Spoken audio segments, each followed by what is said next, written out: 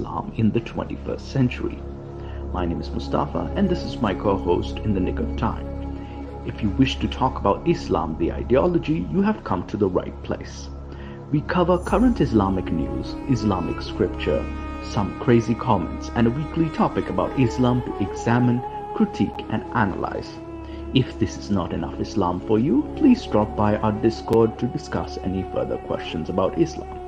We condemn any form of discrimination, violence, misogyny, slavery. However, we do embrace free speech and criticism if it's factual and correct. Thank you for stopping by and enjoy the Gin and Tonic Show.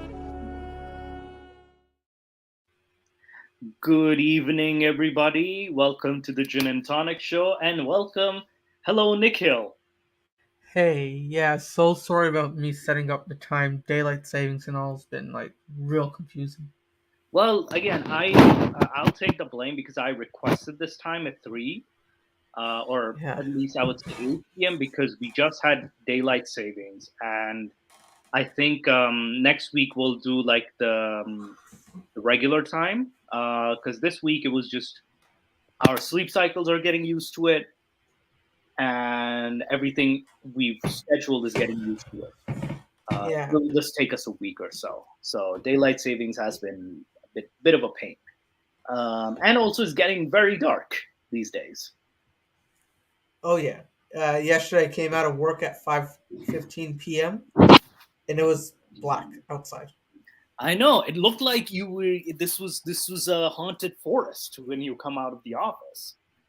It looks like you're surrounded by by Death Valley. Yeah. Oh, and I gotta ask. I made a pre-recorded episode yesterday explaining Hinduism. How was it? I have mixed feelings about this because I like the information. I feel like there should have been more visuals, from at least Oh an yeah. audience perspective. That's my only issue with it. Oh yeah. It was at times like a bit hard to follow, considering that I can just see a screen, and I'm trying to listen in. I think at the first there's like lack of clarity, but then there's also like volume issues. But other than that, I think we can. What it gave me an idea is that we can cover topics like we can even like do a separate day for Hinduism as well if you want to critique Hinduism because that is your Yeah. religion.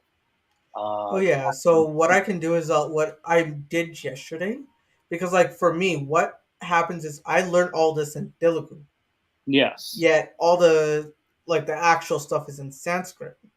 My Sanskrit pronunciation is horrible. Wow. Yeah, so it was like a bit of an issue for me to like when it came to like providing the clarity. It's like, oh fuck, let me go. Like here it goes again. Like every time I had to say something in Sanskrit.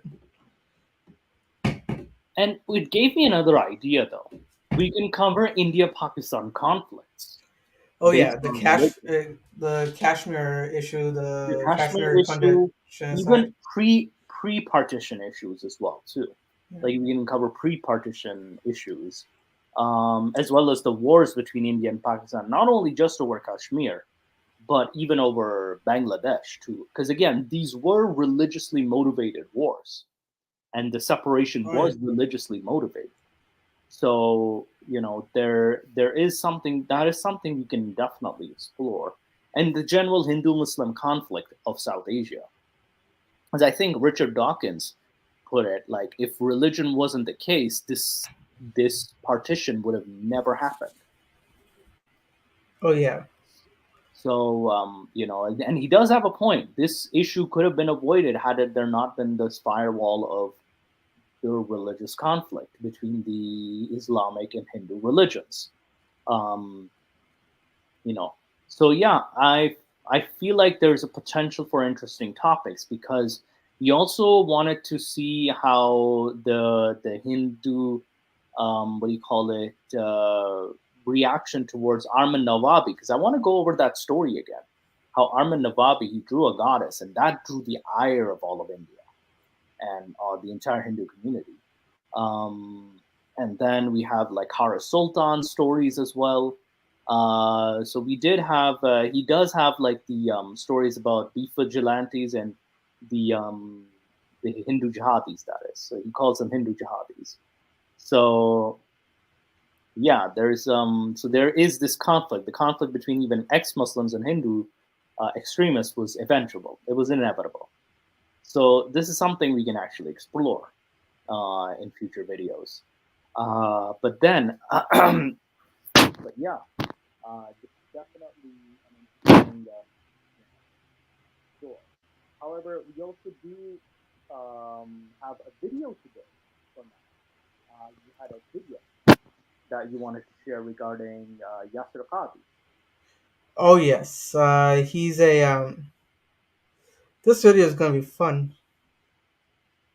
Yeah, this is gonna be. I'm actually looking forward to this reaction to Yasir Qadhi because Your voice. You might want to bring your microphone a bit closer. how about now? Now, my Yeah, it's voice a lot better. a It's a lot lot better. better. Okay, yeah, okay. I Yeah. think Culture Ginny noticed that too. I just noticed. Also, I could have been my update because I'm now seeing some comments by Ginny because there were some comments that I couldn't see. So yeah, Oh okay. yeah. So definitely we can what do you call it? We can cover those topics. But today, the video that we wanted to cover, and by the way, for next week, I think we also had the idea of covering sexual diver. There was an article regarding sexual diversity in Islam, Yeah. LGBTQ plus related. I kind of want to see that. You showed me the article. I'm like, I want to undress this and critique this. So I kind of want to do that next Saturday. And then the following, Mustafa, I'm gonna have to stop you there. You'll go to hell and be vanquished in the hellfire. Because undressing, especially for LGBTQ, makes you feel like the people a lot. well, I know I'm already going to hell, but we're not the only ones who undress only. Okay, so we have we have even priests who undress too. So hey, don't blame us if we're there undressing. Um, Alright. and then we have I think what do you call it? We may potentially have Nader Ahmed who joined the channel too. I think is Yeah, thanks to Drastic Measures after that interview that they did on Drastic Measures channels. Please do subscribe. I requested that I have a little discussion with our friend, and we'll keep it as a neutral, moderated debate. But yeah, I have a few bones to pick with him. yeah. Also, like I might do. I just have to fix this. I know I've been just lazy. I should actually log in. I might do a midweek reaction to the events in Iran as well. That's been Yeah, happening. I know we've been kind of missing that issue because, again, our lives has been like I was traveling, Nikhil was traveling. We've just been like all over the place. So, yeah, and just so you know, like if your college, I'm not going to say the college just so we don't dox ourselves, but if your college ID works, I run the studio at the college right now. hmm So on Wednesdays from 9 to 5, I'm going to be there in person. So we can probably record something for a couple of hours. I wonder if it still works. I wonder if our old college ID works. Yeah, Oh, but mine still works because I'm like faculty there. but you're faculty. Yeah. I'm But as a student, like even when my student membership ended at 2020, until I became faculty, I was still entering campus using it. that's true. Yeah, no, we can definitely try something over there on our old. Yeah, we'll have like the green screen so we can do Yeah, like a chroma key on the background as we present. yeah. I have the professional video camera there and Though stuff. keep in mind on Wednesdays, though I might be traveling on Wednesdays normally, Yeah. so maybe a Wednesday or a Thursday. Again, I'll have to double back on that. But I'll yeah, if it's a Thursday, I know who's working there on Thursday, so yeah, I just ask him, hey, can you yeah, book the yeah, studio for me? Yeah. yeah. But yeah, also Ginny's asking, well, do you have the Sihaqi general within Ghazali poetry? Ghazali poetry. All right, let's do the video. Can you hear it? I can't hear it. All right, one sec. Let's see the volume. One sec. I know what's going on. Let me just.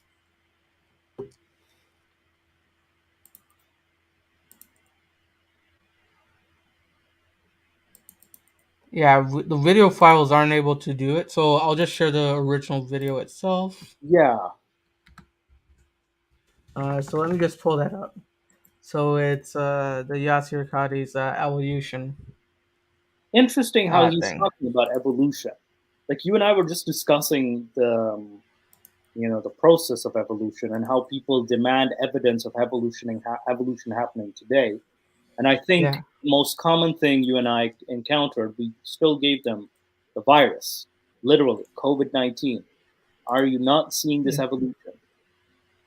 But they're like, Oh oh, yeah. we the evolution of like monkeys into humans, like on the long process. It's like it doesn't work that way. Like it's a longer process. It takes years and years for that. Not even years and years. Saying you're dropping it down to years and years Yeah, is quite an insult. It's thousands of years yeah, for that kind thousands of of process. years. I would say millennia. It takes over a Yeah. millennium to see that effect. All right, let's see Yeah. this. All right. The first few minutes, I'm gonna let go unpaused. Okay, The first few minutes, and after that, we'll pause it at our control. Yeah. okay. Assalamu alaikum wa rahmatullahi wa barakatuh. I begin by praising Allah subhanahu wa ta'ala and asking Allah to send His salat and salam upon the prophets of Allah, starting with Adam alayhi salam and ending with our Prophet Muhammad sallallahu alayhi wa sallam. We as Muslims, we need to understand that the theory of evolution pretty much has been accepted as much of a fact as any scientific theory. We need to stop deluding ourselves and saying that, oh, it is only a theory. That's not a very academic way to phrase this. Rather, the theory of evolution is like the theory of gravity. Gravity is a theory, by the way, how it forms and whatnot. It is as much of a fact amongst the scientific community as most other theories. So we need to educate ourselves in this point. We need to understand that the theory of evolution as it stands is a theory that takes into account certain facts that are undeniable and proposes a structure, a causality, a understanding of those facts in a very scientific manner. It's not unscientific. There are certain facts that are undeniable. For example, human bones. For example, bones of humanoid species. For example, microevolution, i.e. an evolution of a species slightly modifying itself. These are observable facts. If you take certain species of flies, put them in a jar, and monitor them for weeks with different circumstances, you will find that the flies actually adapt to those circumstances. And over the course of generations, they might develop immunities, they might, develop different wings or whatnot. And this is something that is undeniable. These things. So what the theory of evolution does, it takes these facts, these are undeniable facts, and then proposes a system that takes into account all of these facts. The reason I say this is many Muslims have never really studied the theory scientifically. They've never read a book, they've never really understood it, and they dismiss it in a manner that is simply unscientific. To say that the theory of evolution is only a theory ignores the whole point. To say that, oh, there are many holes or flaws in it, the fact of the matter is, and I say this as a believing Muslim, and I'm going to surprise you by saying this, but inshallah, stay with me, don't just walk out now, let me finish the whole talk. I say this as a committed Muslim, that the theory of evolution, from a scientific standpoint, in my humble opinion, with a background in science, with a degree in engineering, with a minor in chemistry and in math, and I have a degree in chemical engineering, the theory of evolution from a purely scientific standpoint, in my humble opinion, makes a lot of sense. All right. So Moose, what do you say to that? Interesting. And though I have a feeling he's gonna turn. He's gonna turn this around. I'm having this feeling. Like the way he's approaching this, I don't know. It's this weird intuition that, but at the same time, I do acknowledge, I do appreciate at least he's being, honest, and he's actually telling the Muslim community, you have to stop deluding yourselves. However, and also when he says it's just a theory, like people just dismiss it as just a theory. what definition of theory are you using? Are you using just the normal regular conversation, or and even that is a very inaccurate definition. The definition of scientific theory is the explanation of a fact. Again, in the simplest terms, I'm putting it. I'm not a scientist, but Yeah. I'm in the simplest terms, it's an explanation of a fact. People get this definition of a theory wrong all the time. Yes. And on that note, I actually have a small presentation. If you Mm-hmm. don't mind, I'd like to present that before we continue because I think this is like a great place to. Absolutely, go ahead. All right, so let me just upload the slides here. I'll remove this video for a quick sec. No problem. And if I present the slides from here, and if I do this, yeah, because like, right, come on, let's load. The internet was designed to test my patience, which is Hey, I think it was designed in the 1960s by NASA to definitely test your patience. oh yeah. So basically, let's just go towards the scientific method, just so people understand what the definition is. So someone like Ken Ham, if you remember that, I think it was in like 2014 or 13. Yes, Ken Ham, that Christian apologist. yeah, Ken Ham had a debate with Bill Nye, basically saying, "Oh, observational science and historical science, testable science is different, right?" Yes. Um, that's actually a bullshit claim. There is no difference between observational science and testable science. So you basically make observations, you ask questions about it, and Yeah. form a hypothesis, a guess, essentially. Yes. What general people call a theory in general topics. In science, is called a hypothesis. It's Right. for, yeah, Hypothesis so, is the more accurate term. What people say, I theorize or I have this theory, but in reality, like to explain something that there is no substantial evidence for. But I feel like the actual term, and I've actually corrected people on this a lot, that it's more of a hypothesis, not so much a theory. yeah, and from that, like, anyone can have a hypothesis about any. So you can't randomly pull a hypothesis out of your ass. It has to come from an observation. Right. Okay. You have to observe something and then make the hypothesis. Like Because it's, yeah. if you say, like, for example, like some correlation, can you make a hypothesis out of a correlation between two different trends, for example? Yeah, so it's like, let's say gravity, right? You make the Yes. hypothesis that the apple falls down. That's when you start making the hypothesis, oh, why is it falling down? What forces are involved? You have like 5 or 6 different things that you would say. Like, for example, the famous feather and stone experiment that Galileo did from the Leaning Tower of Pisa, where he's like, "Oh, Yeah. what is stop? I think it's only air resistance that's stopping the feather from falling down as quick as the rock or the bowling ball." And he tested it. He's saying that the rate at which they accelerate due to gravity alone is the same. The remaining else, it's air. It's the The air air resistance. resistance, right? Yeah, And that's where, so like, air resistance came into play. yeah, and that's what we know as the theory of gravity. A law in the theory of gravity. And then you can also a theory. You can also falsify it. So if there is, Your voice cut out. Yeah, I think, Nikhil, your voice kind of cut out there. It could just be an internet issue.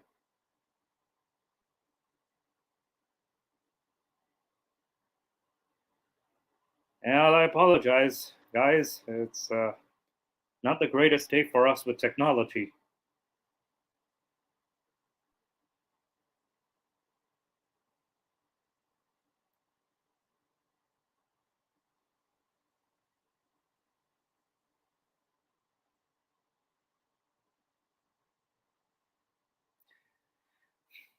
Well, I think so far, I'm just going to message Nick.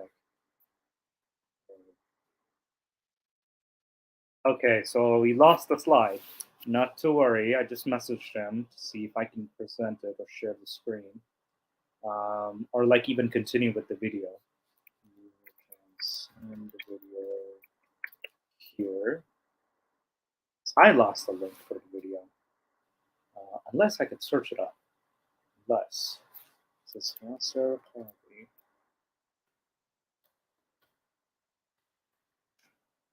Maybe a video on this. Okay, there's a few of them, but I don't know which one we were watching.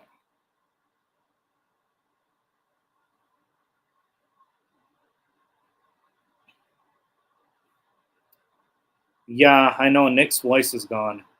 And I think he kind of slipped out because I think it was the internet issues on his end. Crap. Well,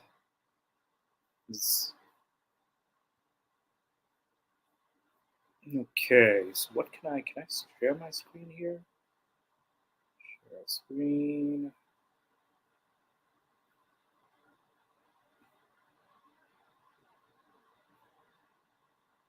Yeah, so I have this here, but I don't know which one it is. I have to double check with Nick. Okay, no, he's receiving my messages, so it's he's able to receive my messages. Okay, I wonder if he can respond.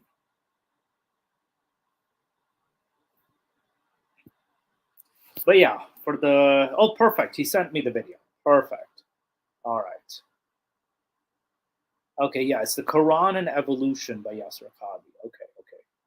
Let me just share this. This is opening.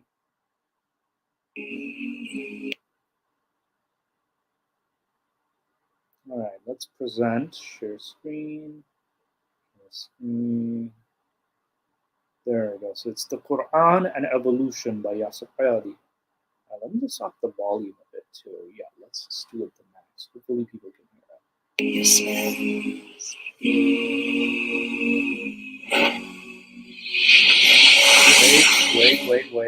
Wait.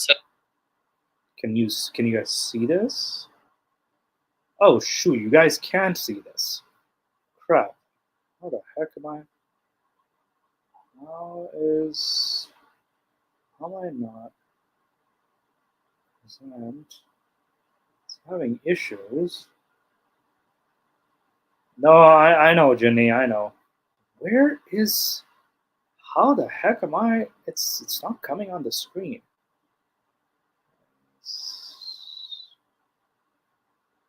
Okay.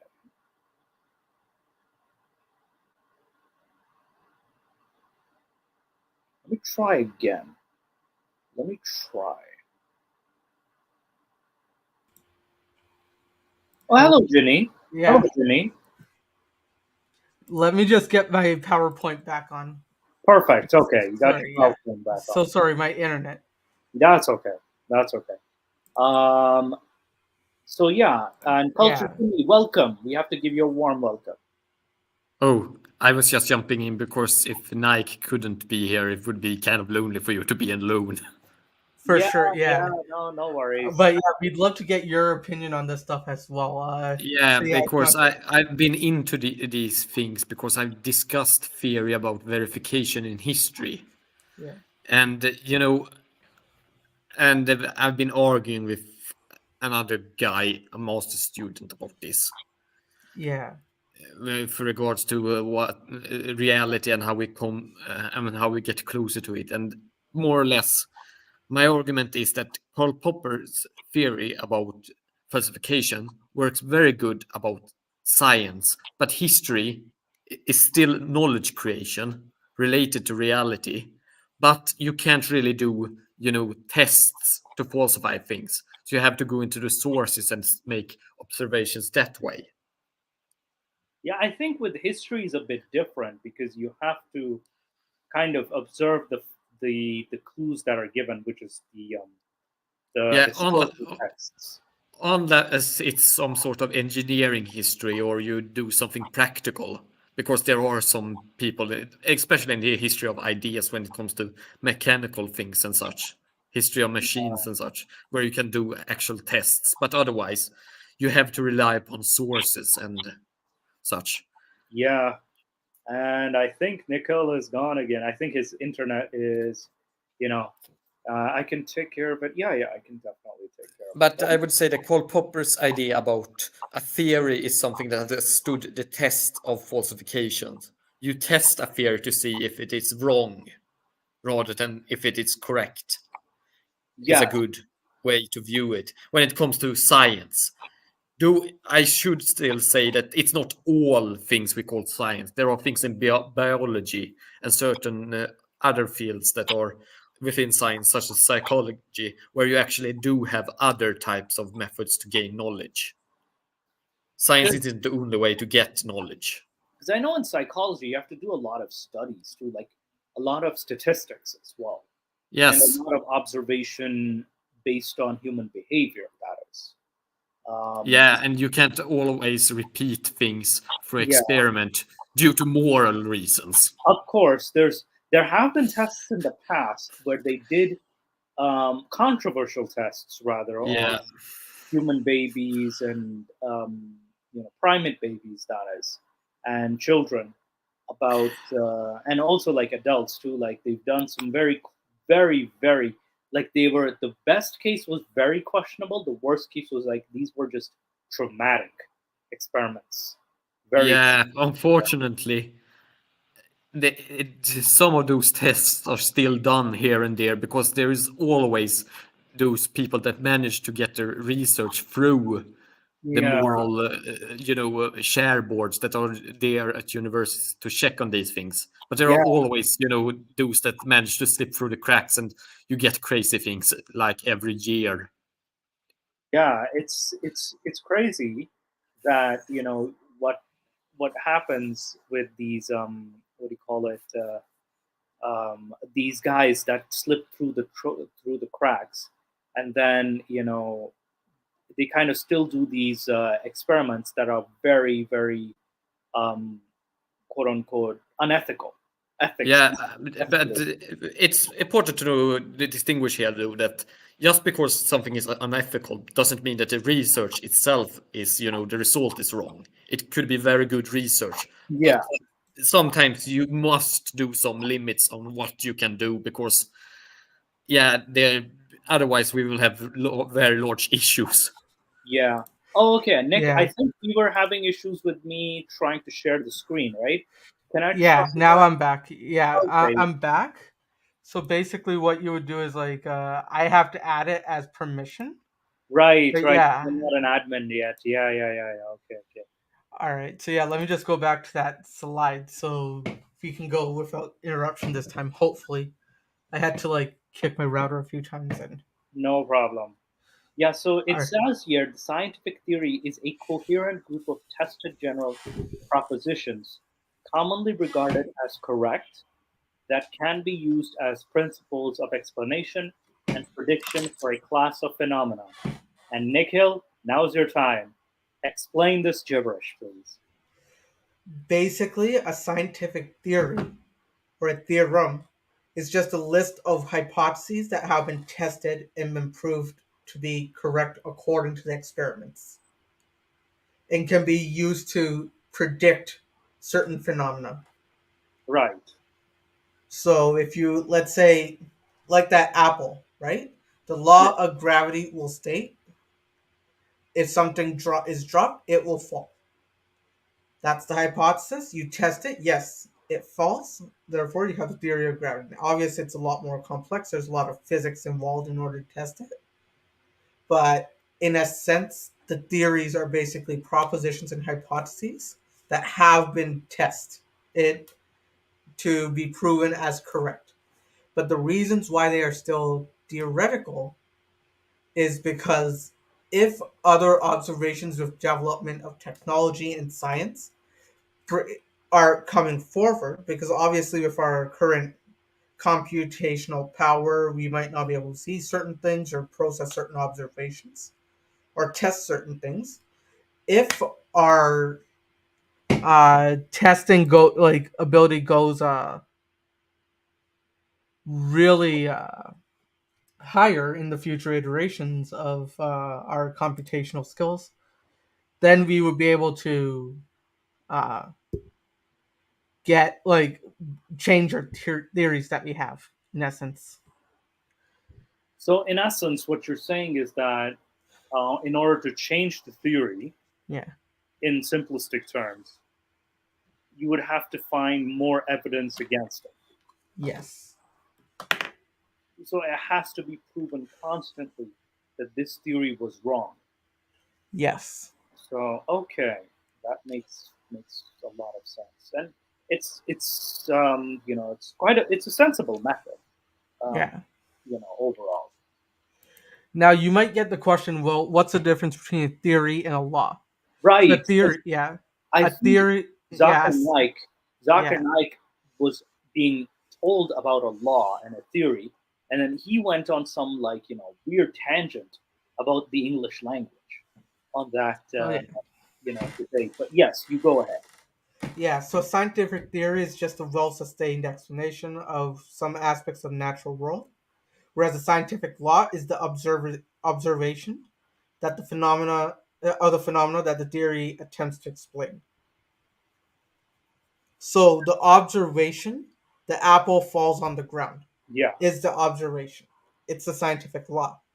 Newton's three laws of physics, F equals ma. The force is the mass times acceleration, Right. is a law because it's observable. If you push with 10 newtons of force, the object's going to move with 10 newtons of force. Right. Yes. It's observable. Yes. That's a law. Whereas how that comes to be is explained by the theory of gravity. Interesting. Yeah. So, it's and okay. No, I'm also trying to grasp the 'cause again, this is also because theory is like the observation fact, and then, well, laws can be okay. So, law is an observation. A theory is an explanation. So Yeah. that's the simplest way to put it. Simplest way. So, the theory of gravity is the explanation as to why the apple falls to the ground. Yes. And because, like I mentioned, let's take black holes for example. Yes. The theorem that, let's say, Stephen Hawking radiation, that the black hole deteriorates because it gives off a radiation of Hawking particles. Yeah. That was still a theory based off of some mathematical observations and explanations, but we had to change that briefly because we could not take photos of a black hole Absolutely. Yes. because even light does not escape it until recently when we had the computational power and the technology to take an actual photo of the uh, black hole. Um, but yeah, so It does radiate with some sort of energy, doesn't it? yeah, it does, and we were able to capture that. So we are now able to change our theories. So theories are not solid set in stone. It just is difficult to prove them false, but once they are proven false, they are open to be changed. Yes, and that's the thing. You try to falsify theories in much of science due to the paradigm of Karl Popper. Oh yes, and if there ever comes a Do, day, do if it there just ever, apply to everything that we call science? There are certain fields where you have different ideas about how you gain knowledge. And outside of science, in the humanities, it rarely applies, but not in every case. In linguistics, there are a lot of cases where you do apply falsification. But then again, this is a very broad thing about knowledge generally. Yeah. yeah. Now, when it comes to religious apologists and theorems, Newton was a Christian apologist, right? So religious people can definitely lay grounds in science. But if there ever comes a day when Dr. Zakir Naik makes a scientific theory, I'll shave my head and sell crack. Please don't sell. I mean, definitely shave your head, but don't sell the crack, please. Uh, Well, you, I assume that it will never get to that point. Is the yeah. thing I'm making. Well, but even if you do, like, I don't, I cannot do that level of criminal law just yet. So um, because maybe I might be able to do pro bono for you, just to put it out there. uh, But yeah, so let's go to the next slide and get some information. So basically, scientific certainty. When scientists discuss well-established scientific theories as if they're true, they're allowing themselves a minor degree of technical error to facilitate the expression of information more efficiently, right? yes. Because there might be errors in the theory that can be proved wrong and changed at a higher level. But Hmm. at a certain point, when you're teaching a grade 9 student about the theory of gravity, it's been heavily tested to that grade 9's level of comprehension. So we have to teach it to him as a fact. Right. Technically, it's not a fact because it still Yes. can be modified, but to the extent of the grade 9's capability, it's Yeah. a fact. So when a scientist is speaking to the public and says it's a fact, that's what he's doing. And I think this is where a lot of the people tend to misuse certain scientists in other departments to promote a particular agenda. Like, especially in COVID, we see like videos or articles by such scientists, with this big article. But in reality, the scientist, what he's doing is he's just putting it from in a science, like he's just saying it's not 100% true, Yeah. or it can be falsified. Theories can be falsified, but that, I feel like people strawman that, or pick and choose, and then that becomes Yeah. sensationalized. Yeah. And then like what most people don't understand is the scientific method is the best tool we have to understand the natural world because it's the only tool that rigorously defines uh, our research and filters out our personal bias. And the fact that a scientific theory could one day be proven wrong with a better theory that would replace it is exactly why science is really good at figuring out what's going on right now because it's always willing to change its mind. Yeah, because like it's facts, they can change. That is based on new information and new knowledge. That is. So a Yeah, lot of as your best friend would say, facts don't care about your feelings. oh no, dude. But then that Mr. Ben Shapiro. But then again, his feelings do come out of nowhere too. So it's like, especially when the BBC reporter, who was a conservative, long And story. then I really like this capitalism. Yeah, Capitalism is really good. Slave like, labor. especially when he starts calling like right wingers lefties. It's like, oh dear, what happened to the facts don't care about your feelings? And Shapiro is a hypocrite, but that doesn't make the statement "facts don't care about your feelings" wrong. Though Yeah, I would add that it depends upon the facts, because certain facts do actually change depending upon feelings. yeah, For yeah. example, do you feel happy right now? Do very much depend upon feelings. Exactly, exactly. So it's very like it's a very um, it can be manipulated, and when he says stuff like you know if you don't support Israel, you're not a true Jew. That's when it's like, okay, where are you pulling this from? It's like, what do you define as a true Jew, right? Based on your fact. Yeah. So it's like, And why should we accept your definition here? yeah, why should we Yeah. accept your definition? Where are you coming from? But yeah, Yeah. let's So the basically, for evolution, let's define it. It's yes, a theory in biology postulating that various types of plants and animals and other living things on Earth have their origin in other pre-existing types, and that the distinguishable differences are due to modifications in the successive genes. Basically, saying you as a life come from a pre-existing type, but just had certain modifications in your genetic code from the previous generation to fit your social or like your environment. And this is the fundamental theory in modern biology, or a keystone in modern biology.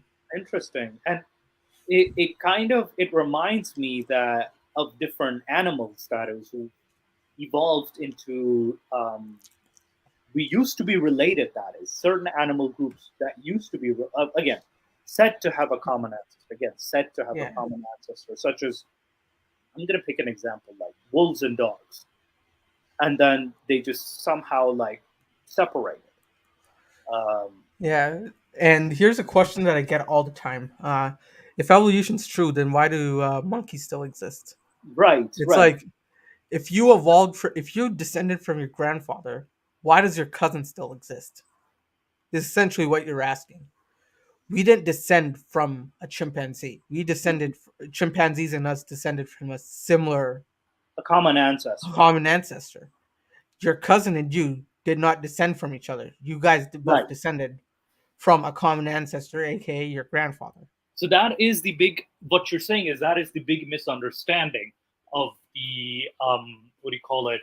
How of evolution is that the assumption that we descended from monkeys when in reality we just have the common ancestor. Yeah, for example, let us take this very example. If your grandfather's a part of the British Empire, all right? Yeah. He one British Empire person, like both his kids from the UK, like that small island of England.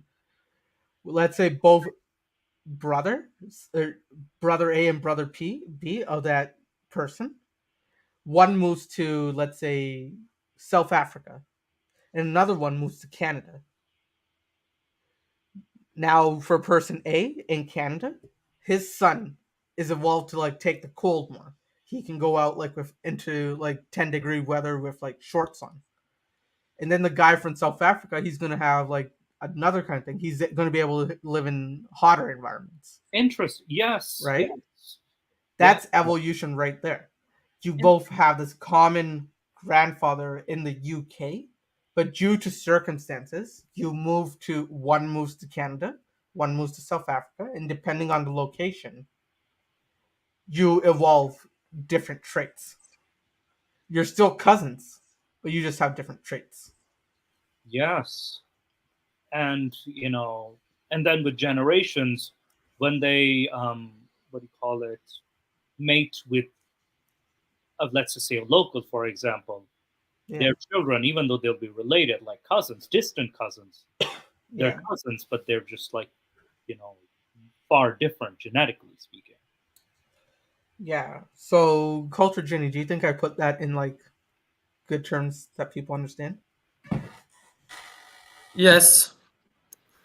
I mean, this is kind of like when I've argued with certain Arabic nationalists who think that every other Semitic language descends from Arabic because the Hebrew and all of these other languages are similar to our language. So they are just, descendants of Arabic. No, you had a common ancestor language that, divided into multiple languages. Yeah, and this evolution, like it can be observed with languages too, surprisingly. Um, Yeah, and that's one thing I say, oh, why don't we see evolution happen? And I say, did some Arab- magical person just start speaking Italian? Or did Latin slowly start forming into Italian over yeah. 3 or 4 generations?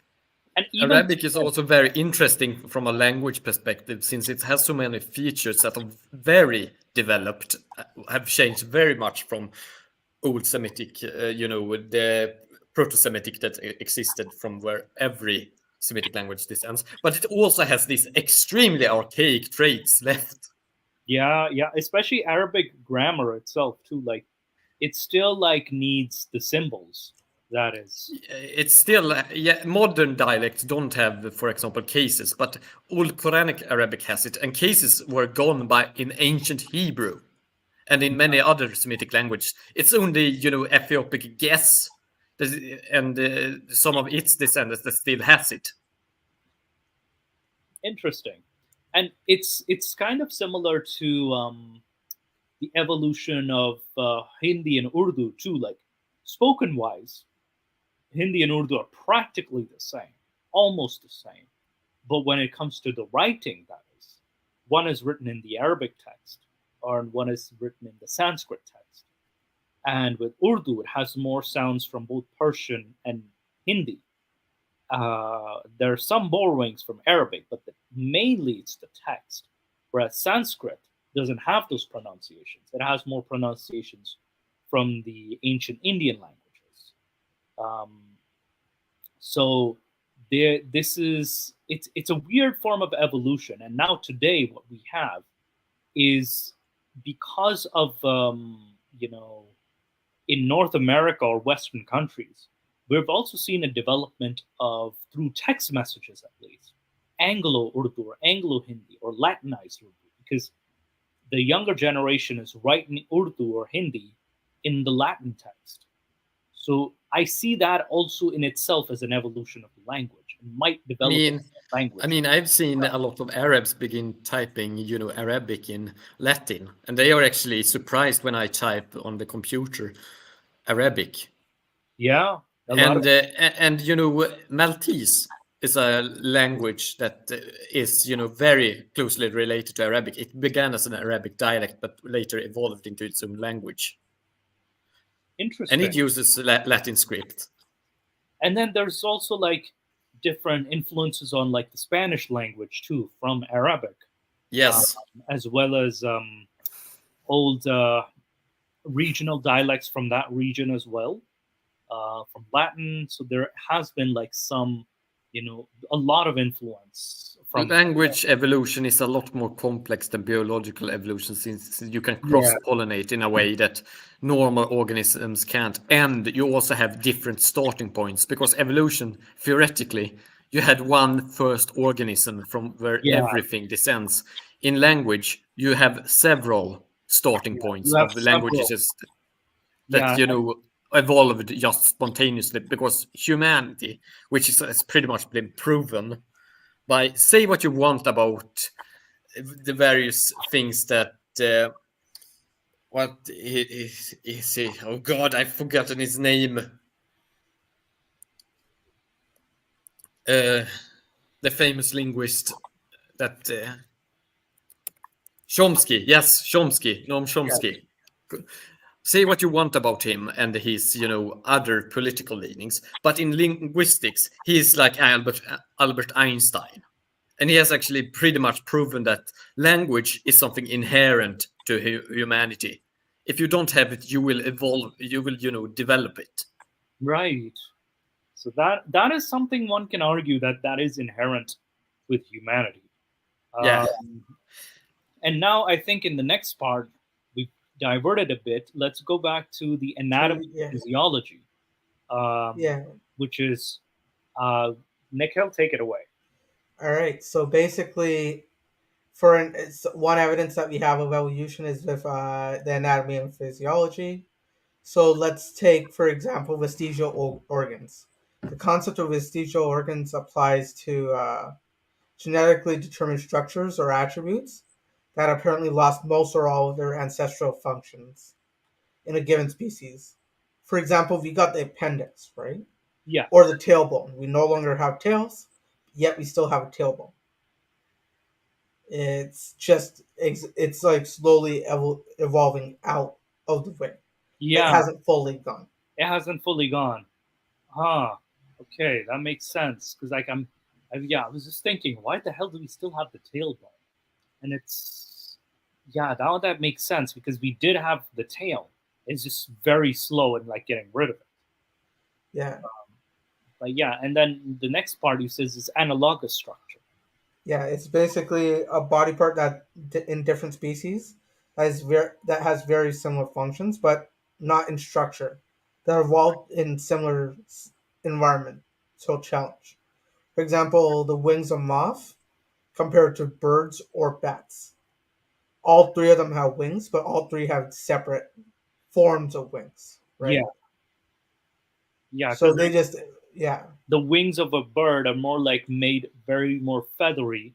The wings of bats are more like scaly slash part of the Skin. skin, and then with the Birds, it's feathers. Yeah. with insects, it's like more like a tiny little fan.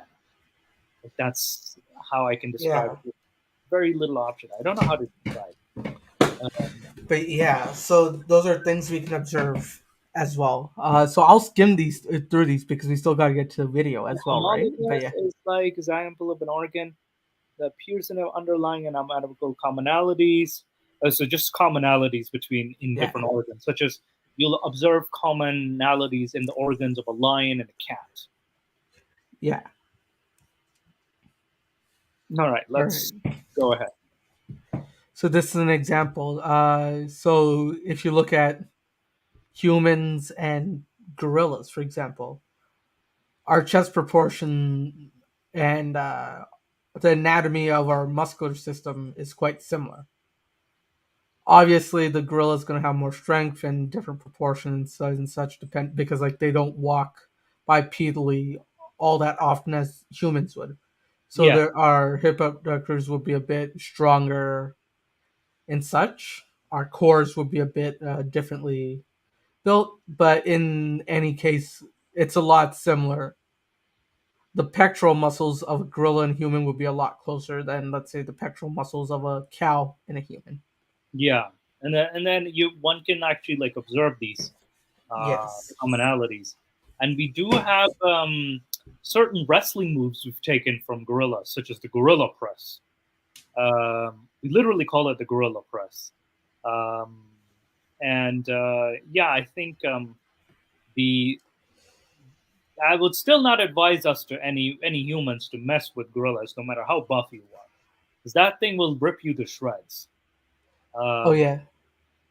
so especially if you piss it off, even though it's a vegetarian,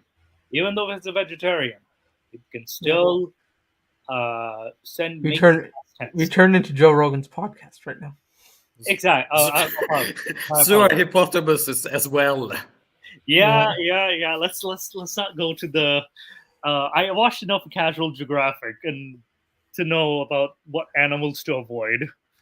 Yeah, so this is the example I just said before, the tailbone. Hmm.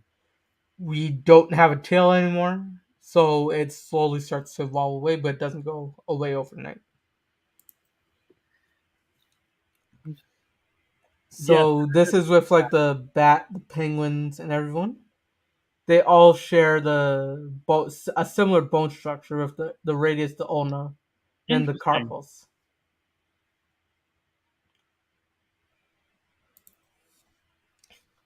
Oh yeah, and then the So wings.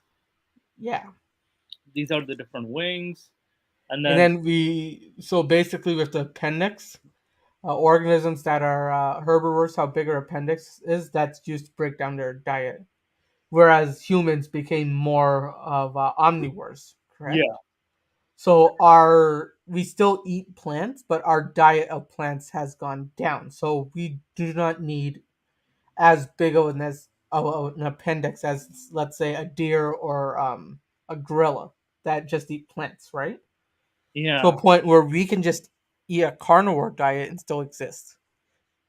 Now yeah. the science is debated here. There's people that it worked wonders for reducing their arthritis and such, and then there's other people who go complete vegan and it fixes it for them. To each their own. I'm not telling you how to eat, but The animal protein, as the well as but the fiber from the what do yeah, you call it, the vegetarian or vegan. yeah, Definitely, we are able to like um, digest yes, because we still have an appendix, but it's a vestigial organ where we don't use it as strongly as we once did. yeah. So then we basically in biology can look at the proteins or the amino acids in the genetic code and the commonalities.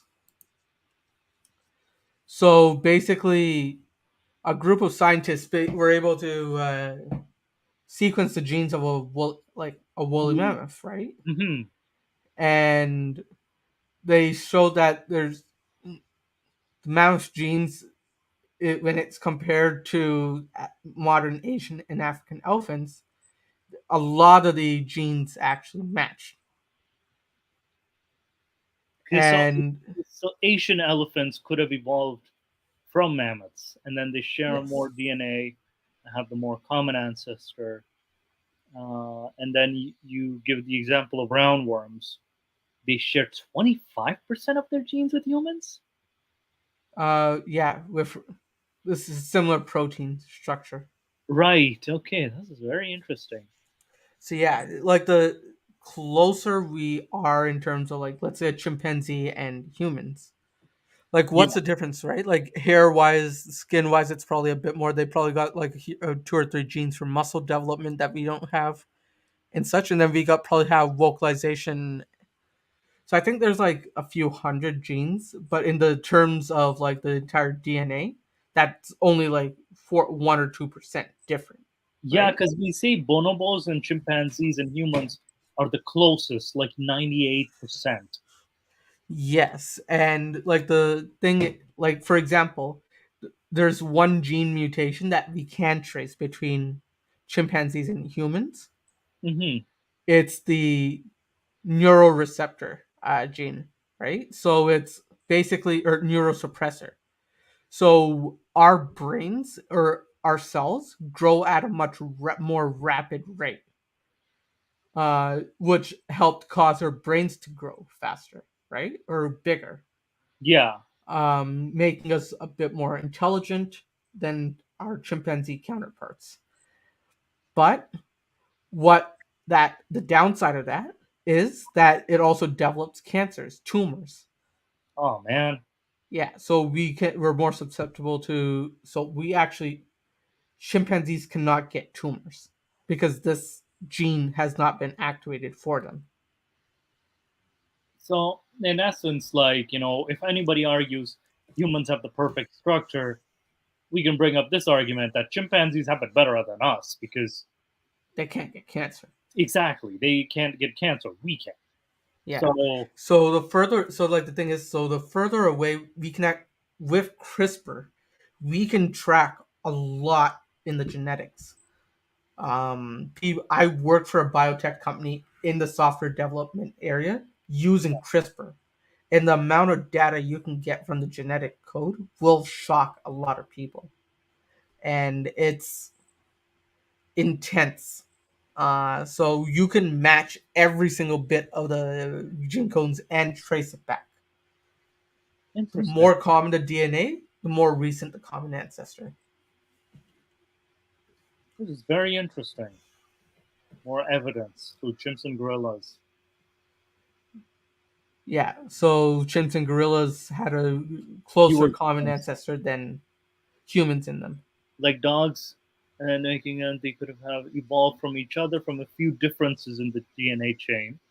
Yeah, we were talking about dogs and wolves and other members of the canine group or the canis group.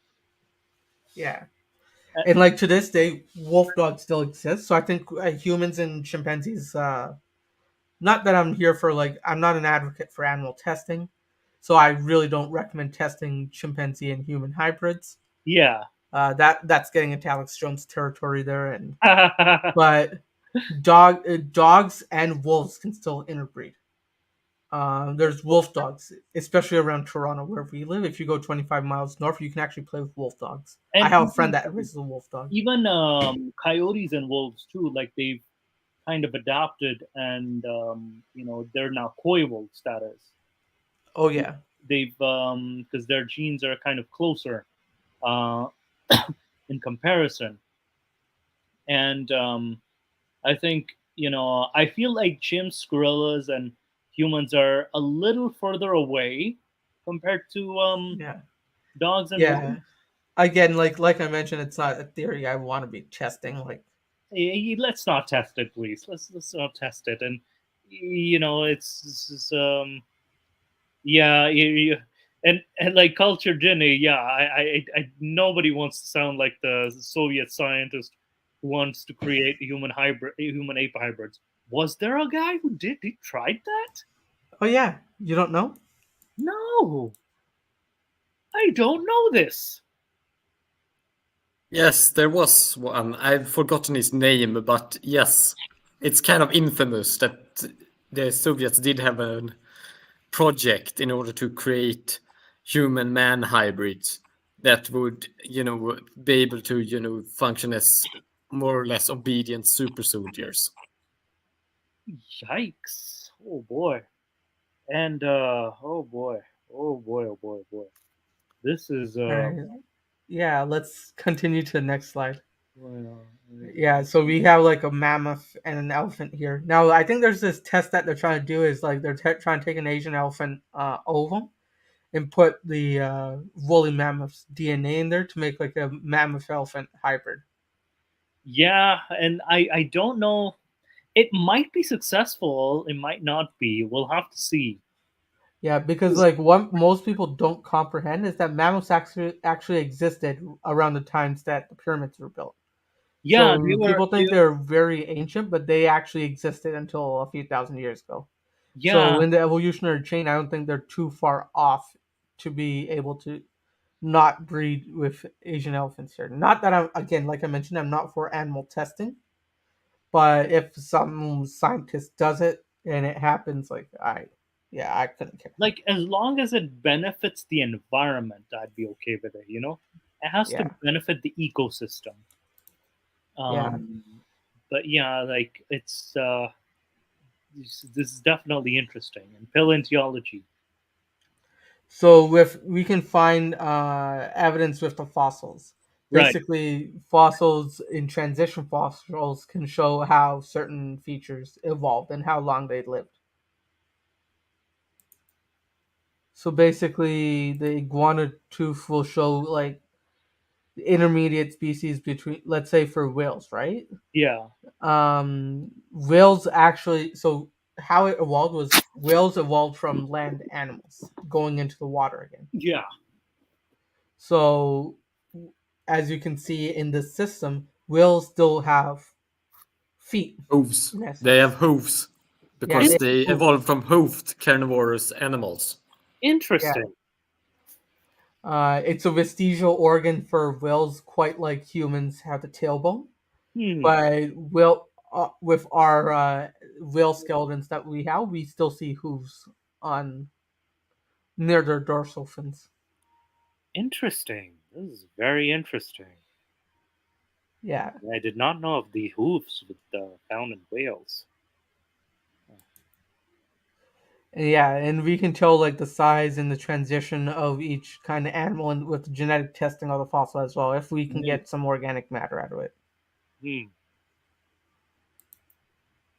So this is just my citations that I have for it, but I hope like it was a bit informative based off of that introduction that Yasir Qadhi generously gave to us. Yeah, Yasir No, Qadhi has. But let's continue with Mr. yeah, Qazi.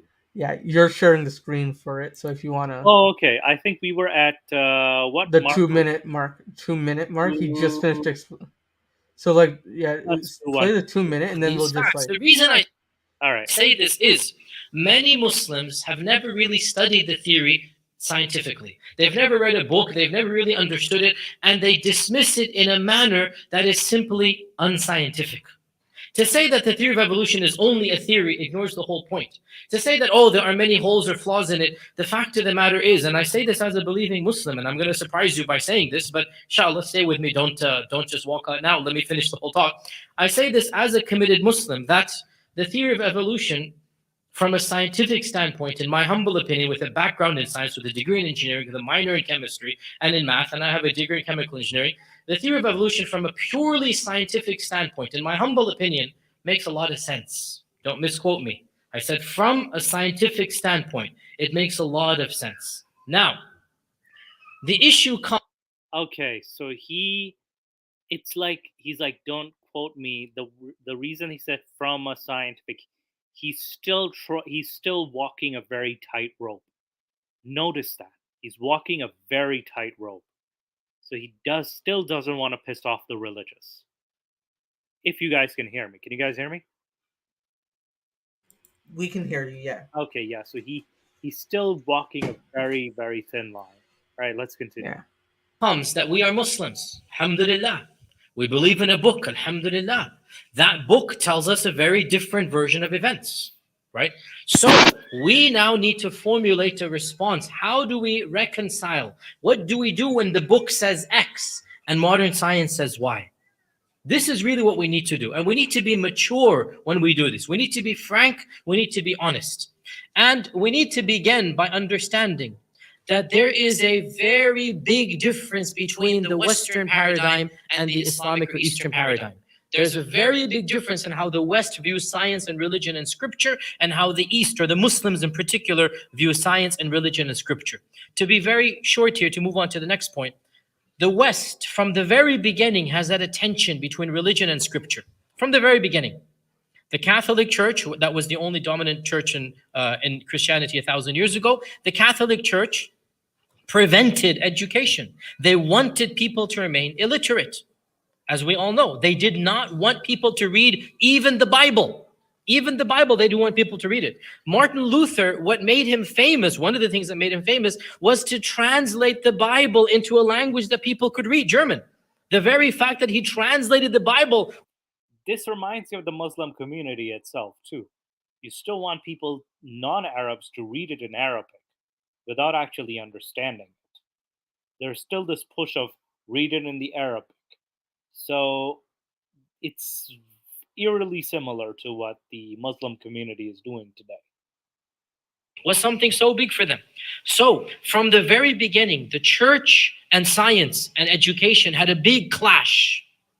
And we all know of Galileo and the persecution that he faced from the church, of so many other physicists, astronomers. When they proposed their theories, the church said no.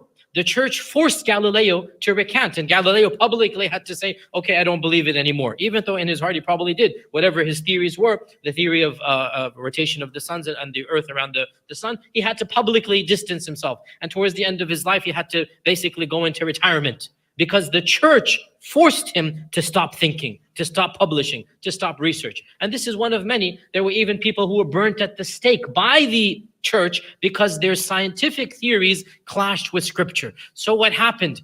The church could not withhold the tide of education. First came the Renaissance, and the Renaissance changed the way that Europe thought of education. The Renaissance led to the Reformation. The Reformation even changed Christianity. The Reformation even changed Christianity. And then Western culture evolved bit by bit until... I mean, I would argue it still didn't change Christianity that much. It did. I would argue that it actually did change a lot of things. But it was not like he presents it here, because Christianity... I mean, these are extremely complex subjects which would require hours to go through. But I would say that the relationship between science during the medieval age and Christianity is a lot more complex when you begin to realize that a lot of the early universities started as religious institutions. Yeah. In, Europe as well. And, were financed by either local monasteries or by local churches.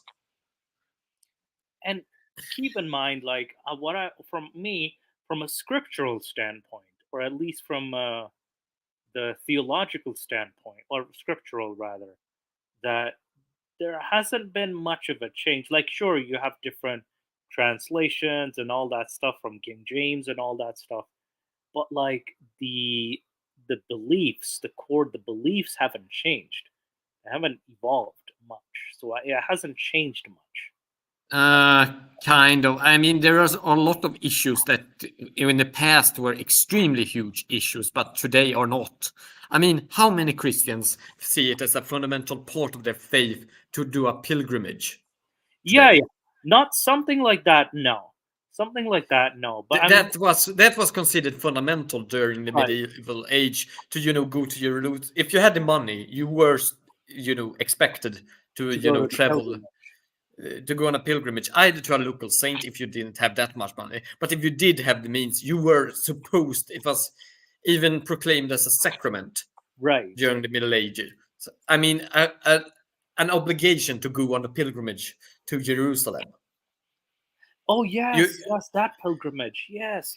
You have to remember that back then, during the Middle Ages, the Christians were actually more associated with doing large-scale pilgrimages than the Muslims with their Hajj. Actually, the Hajj wasn't that done during the later medieval period. So It has more made a comeback in the middle, late modern, early modern age. Mhm. So one would argue like the 19th and 20th centuries, respectively. No, it began in the, I would say, 18th century 18th century. to rise again in the Islamic world. Right. But before that, it wasn't that common until you go back into like the 9th century. Yeah. So there was, like almost 1,000 years where it was not that important. Interesting. All So right. so Christianity has changed a lot. So it has changed a lot. But what I'm saying is like the scripture, that is, though, the scripture itself and the The mythology. scripture, I mean, you have the removal of a lot of the apocrypha and a lot of the consensus, what the consentia, the consensus literature has been removed, and it was considered part of the faith. And the apocrypha, which are a lot of the lesser scriptures of the Bibles that were auxiliary, have disappeared. But that has disappeared through several other things even before the Reformations. So the Reformations only completed the process that was, and then already taking place before. And then this process started with Christians like, oh, don't take this literally type of thing with biblical texts, though. So which I've seen modern Christians do a lot when it would have been taken literally in the times that you mentioned. That is also not in certain times in the past. Certain things weren't taken literally as well. But then, like, keep in mind, like, even the agreed upon canonical books still existed. So those books are still there. So that those stories, again, those, I call it fairy tales, still existed. The fairy tales, people still believed in this fairy tale Jesus, let's just say. So in that aspect, you have had also a lot of other, reformations and changes before the Great Reformations. You had a great schism between the Roman Orthodox churches and the Roman Catholic Church. Right. Yeah. So those issues do get complicated. Yeah.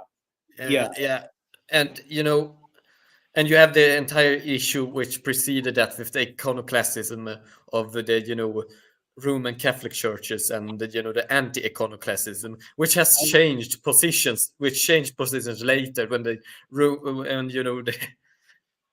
afterwards the Roman Orthodox churches have become very iconistic and focused upon icons, when originally they were like the main proponents of destroying icons. Yeah, and if you think about it, it's a complicated. It's not, the answer is a little more of a yes or no, or it's complicated. Yeah, because the Middle Ages is an entirely different world than our world. Yeah. All right, let's continue with this because where he's going is interesting. So finally, Western culture, by and large, apart from small pockets of what are called fundamentalists, Western culture, by and large, has reconciled itself with its own fact, and that is its Bible, its religious scripture is not a book of science. And that its religious history has persecuted scientists. And that religion should have no say in science. Let scientists flourish, and when they flourish, civilization will rise. And when religious people are in charge, civilization will go down. That's their history. And wallahi, they're correct in their own history. The problem comes, they take their history, they cut and paste, and they throw it on us, right? And this is a problem we as Muslims need to understand, that there. Am I thinking, Jinni, am I correct to assume he's going to pull off this Orientalist nonsense? He might, but I would, give him the benefit of the doubt. So let's continue. I have a bad feeling. Experimentation of, let's say, religious states, right, has been a dismal failure. Their experimentation of religious people running a country has been nothing but more terror and more harm and more whatnot. The Dark Ages was when the church ruled over them. That's called the Dark Ages. For us, what is our history? The flourishing of Islam, the flourishing of sciences occurred when? Under the glorious Khilafah. Oh, You know, I would argue during the so-called Dark Ages or the early medieval period before the year 1000, there wasn't even a ruler. yeah. That was the entire problem. It was tribal groups, kingdoms that were barely kingdoms, and a church that tried desperately to just hold on to what little, civilization existed after the fall of Rome. It And wasn't not only like, that, and it the was Khilafah, complete chaos. even the Khilafat was chaotic too. Yes, You had during the ages. But it in was much better in the Middle yeah, it East was than it much was in better. Europe. Yeah, because like you still had the Abbasid, and then you had the East, like you still had the Iranians, and then you still had the North Africans, and you had the Andalusians, the Spanish status. You had great cities, you had culture, Yeah, or culture still existed in the Europe, yeah, but you had what we can recognize as civilization. but keep in mind, it was done by Muslims. It wasn't done by Islam per se. Yes, He's confused. He's but on the confused. other hand, I would give kind of that Islam actually functioned as a kind of adhesive that did hold it together, like many But other civilizations. But that's another discussion. yeah, and if you actually apply strict Islamic laws, then you're not gonna function because you're gonna have ISIS-like states, ISIS Taliban. I mean, you are going to function by the standards of that time because much of the law, if you look at land use law, for example, or the land laws related to waqf and awqaf in how you use land and Yeah, such, then it actually makes sense for the context it was done in, and yeah. a And lot of keep the in other mind, laws in the sort of medieval period. But the thing is, we sh- that this doesn't mean that Islam was the true religion. It just meant that it worked as a it was ideology. for the time, Yes, and for the even then, time. it It will was. not work today. Oh, and even then, it wasn't. There were still like scholarly disagreements Yes, even in of those course. times, and there were differences even in those times. There was no one unity, and on No. top of that, with the Islamic world, there are multiple, like I said, kingdoms and empires. That is multiple. So there Yes. weren't the Safavids. You had pre-Safavid era.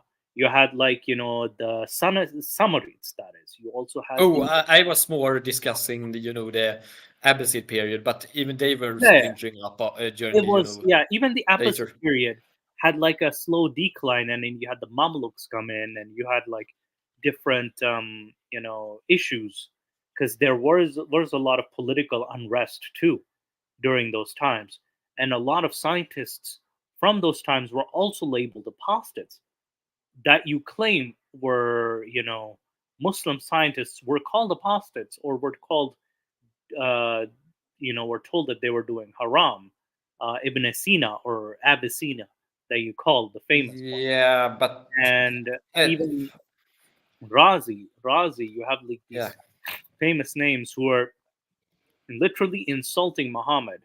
In like Al Razi would be like very critical of Islam, like yeah. very critical, and still like people he's claimed as an Islamic scientist, but in reality, it was just the reality was much different. Because I think there was room for diversity. It was also a very diverse world too. The Middle East, that is, in that time. All right, let's continue. I think Janevi. It's the exact opposite.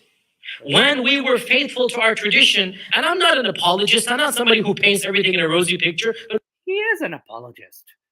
wallahi, this is an undeniable fact that for over 300 years, the Muslims ruled the scientific world. For over 800 years, the Muslims were the pinnacle of human civilization. When we were faithful to our tradition, when we Yes, but that was because you lived in a completely different context where these rules still actually functioned as they were intended to function. Yeah, that's the issue he's not recognizing, is that for the time. This is why I usually like when I discuss with Muslims, and it's much easier to discuss Islamic law that isn't about anything that is emotionally or morality loaded. When I discuss, for example, the awqaf and how, for example, the awqaf system in how you do serf, relationships where people work the land and they pay tribute to, the mosque congregation that owns the land. Yeah. The system doesn't have, is standardized in most of the Sharia, or fiqh, madhahib al fiqh, in the fiqh traditions or fiqh schools. It's standardized to certain rates, but it's always used as a saqf or a roof. So whatever you produce above something, you pay off. So that means that if you have a bad harvest, you will still have enough for you to feed yourself, and you don't have to pay when you have a bad harvest. This is a fantastic system in, pre-industrial times, when you can't get usually these massive harvests, and you in pre-industrial times you might have a very easily a bad harvest, and then you need to survive on the meager things you produce yourself. And this is a better system than the European system, where everything was on local agreement, Yeah, more or less. so And economically where they speaking, allocation of resources, what you're saying was just a lot more efficient for the time. Yes, but this changes when you go into in the industrial period. If you have a roof where everything you produce over this set roof of production will go to the mosque congregation, then you take away all the incentives for the Yeah, peasants to invest in better tools to harvest more efficiently, or in new techniques to get better harvests. yeah, But this wasn't a problem in the Middle Ages, where there was barely any improvement in harvest techniques. It became a problem during the late modern era, after industrialization. and like, and also keep in mind, like, you still had, you know, I know you don't want to go to the emotionally driven arguments, but they are still valid. You still had like child marriages that took place, and you still had like slavery, for example, the system of slavery and the Barbary slavery, which nobody talks about. Yes. These are, and some very cruel practices. Even the what do you call it, the Janissary system of the Ottomans, for example, Yes. was a very cruel system. You took away young boys from a very young age. Do yeah. And as efficient as it was efficient, yes, but it was very cruel to ethically. Yes, but those things are a little bit outside of the thing that you Yeah, yeah, could argue that the Janissary system and the Mamalik or the Mamluks are, a kind of something that was added later. But the thing is, when you discuss something that is obviously wrong but isn't emotionally loaded, it gets easier to accept. yeah, and then also we have like genital mutilation too. Like, we still have female genital mutilation, and then we still had, like, so we weren't exactly on the top per se. It's, when you kind of, pick the pieces, it's like you're not exactly on the top of the scientific world, or you're not exactly on top of the world. um, you also, with the scientific discoveries, what I've noticed is that they did build upon older Greek, what do you call it, um, Greek and Egyptian knowledge that was pre-existing, just developed Yes, on they Earth. did, but they did also develop things. For example, surgery was enormously Yeah, developed during yeah, the Golden Age, because the Greeks wouldn't, and the later Christians wouldn't touch that. yeah, because with and with the Muslims taking over the areas where the ancients used to live, and there's the reason, there's that, what do you call it, when they developed those, and they do have major contributions, even in fields like chemistry and astronomy. That is, Yes. but there's also like, it's complicated because we're not exactly on top of the world, because Now I studied under a professor that specialized in Yeah. in the manuscripts dealing with Islamic medicine. So that's I knew a lot about this, and I can tell you that they didn't just copy the Greeks; they did improve a lot. And then there's also like superstitions too that still ran rampant. We can't deny superstitions did run rampant, especially Yes. of jinn possessions and whatnot. But yeah, let's see. We're still only 7 minutes in. Shit. We were faithful to our book. We were the ones whom Allah blessed with every blessing. Worldly, political, scientific. Can every single, for a period of time, the lingua franca, the language of science was Arabic. If you wanted to write anything about science, just like in our times, even if you're in India or Africa, you want a paper to be read by the world, you write in English. The lingua franca is English. Well, 1,000 years ago, the lingua franca was Arabic. Jews, Christians, people of all faiths, when they wanted to write. Ginny, I want to ask you this. Was this correct? Yes, this is entirely correct. Interesting. You actually learned Arabic in the Western universities. Yes. But was it like the lingua franca, like similar to modern English? It kind of was, yes. Kind of was. Interesting. International level, they wrote in Arabic. Why? Because that was the language of culture, the language of civilization. Our experience with science has been the exact opposite. We were the ones, as we all know, and this is true, we led the world scientifically. Though keep in mind, the Quran is the least scientific book. This in itself, as well as the Hadith. Sure, that's a different. Don't say that too loud. Nadir Ahmed might pop up. I know, Lord Nadir, but man, the Quranic science is horrendous. Like you have a God who creates, in chapter 41, verses 9 to 12 specifically, God creates earth in 4 days, but the rest of the heavens, the rest of the universe in 2 days. And people still make the argument that, oh, life on earth is complex, but you have more complex bodies in the rest of the universe, larger bodies in the rest of the universe. But Moose, don't you realize that those days aren't really days as we understand them? They're just periods. Oh, periods. Oh my God, period. They're not days, they're periods. It still takes I was joking. I was joking with you. I know. Playing devils. It's translated as periods or like days in some aspects and periods in some translations. It's days. Yeah. It's days, right? Yeah. Yes. It's days. And I think Master Arab also brought this issue up, that it's days. And it takes the God longer to make earth than the heavens, that is. And the heavens it uses, there's a lot of ancient Sumerian superstition as well within the Quran and Hadith scripture, such as the seven heavens, that is. That's an ancient superstition about the seven heavenly bodies. So it's definitely, there are a lot of old superstitions like, Harut and Marut, the two angels seduced by a woman, or like, you still have these fairy tale stories of, jinns and magic and whatnot. So the Quran itself isn't exactly a science book. No, I would say that, if anything, the success of Islamic civilization had less to do with the Quran being from God and more that the Quran actually was created in a context for a certain type of society.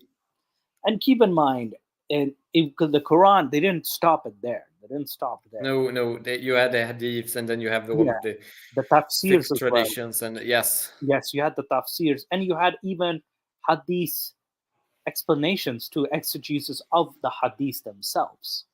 So you had a large library, a theological library, that is, and a lot of it was influenced by Persia as well too. Ancient Persia influenced even ancient Zoroastrian beliefs were influencing this. So what Yasir Qadhi is proposing, no, Mr. Qadhi, is not exactly that simple. And As our political states declined, and that's another topic we don't have time to talk about now, and I've spoken about in other lectures, as our political states declined, so too did our scientific achievements. Once upon a time, Europeans would go to study medicine in Andalus, and this is a historical fact. Once upon a time, people from England and Germany would go to Andalus to become doctors. Pretty much every one of you, including myself, either we came to study here or our parents came to study here. The exact opposite, right? That's from now, these days, people from Pakistan and Egypt and Timbuktu come to America to study. The exact opposite. So changes occurred.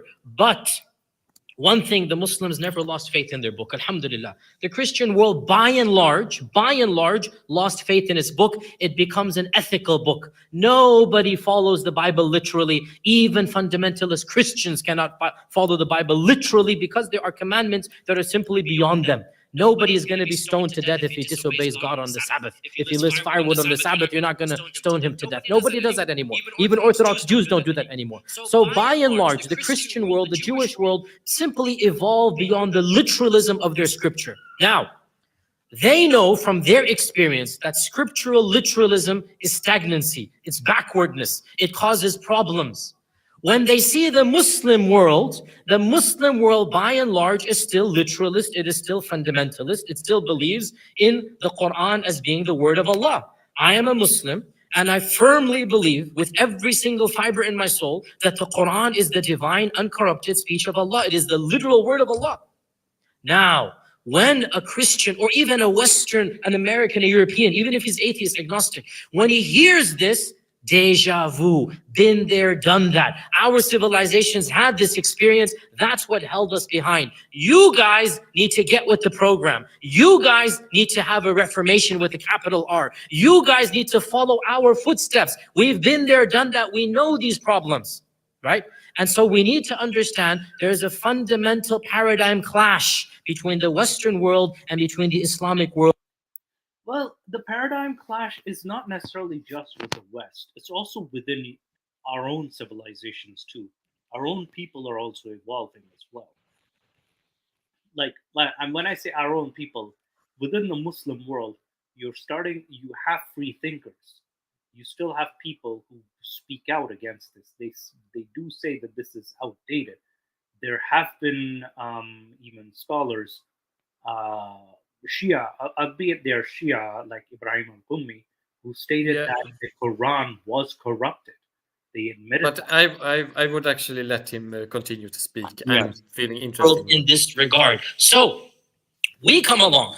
People from my generation especially. I was born in the 70s, grew up in the 80s. People from my generation, and even those who are younger than me, and even those who are older than me, you all know we grew up hearing and reading about science in the Quran. It increased our iman, embryo, and how it's described, the life cycle, the Oh no, he went there, didn't he? He went there.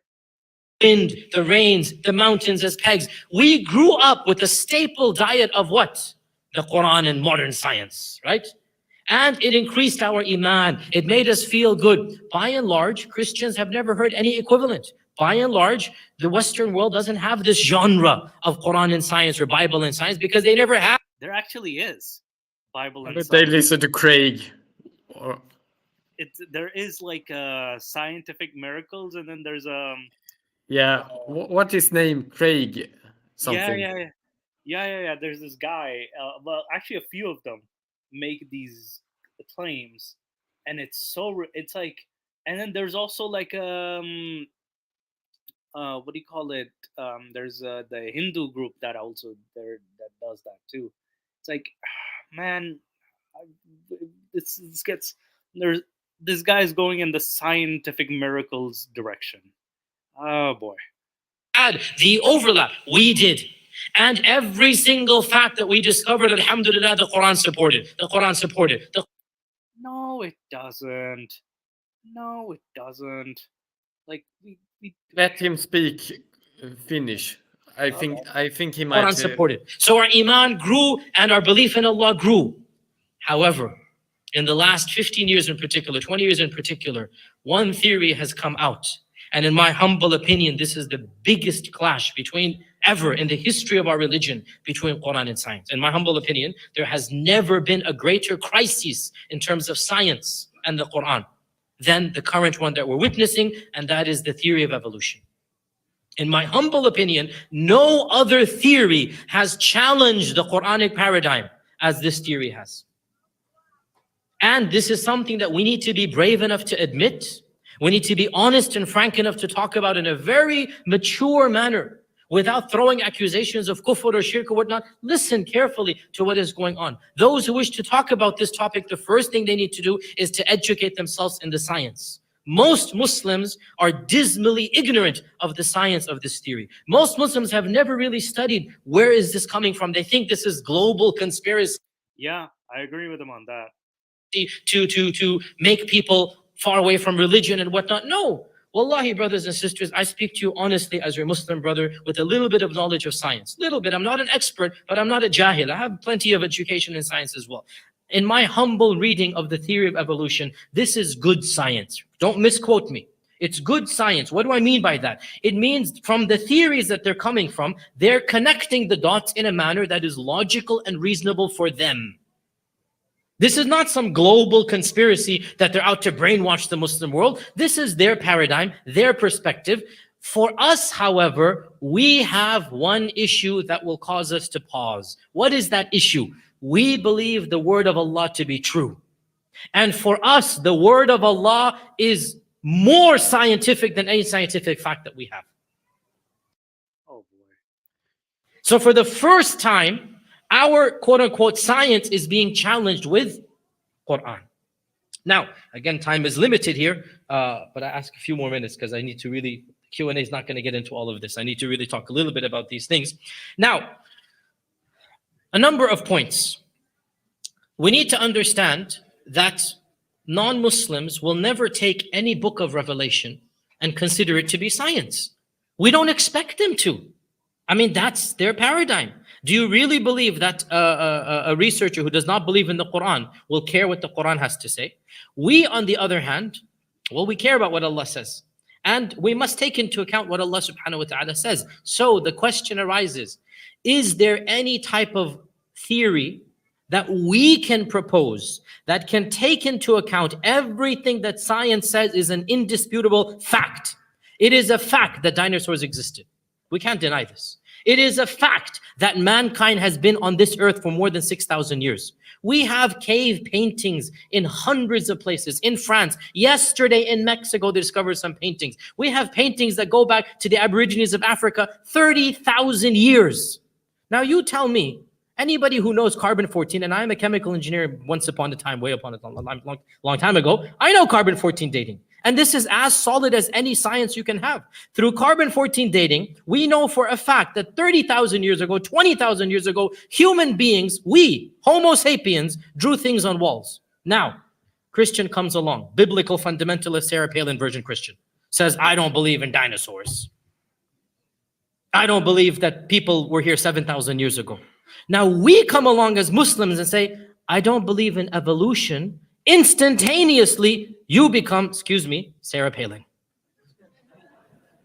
Do you understand, brothers and sisters? When you deny evolution, you might deny one element, which is that Adam's father was a monkey, basically. I'm being very simplistic here, but I'm just being a bit crude here because actually the theory of evolution does not say Adam's father was a monkey. I'm just being, purposely a little bit humorous here. But that's the one thing you're denying. However, no Muslim denies, as far as I know, no Muslim alim denies dinosaurs existed. I believe, as a Muslim alim and a scientist in my own way, I believe there were dinosaurs. I believe that there were creatures on this earth that were humanoid.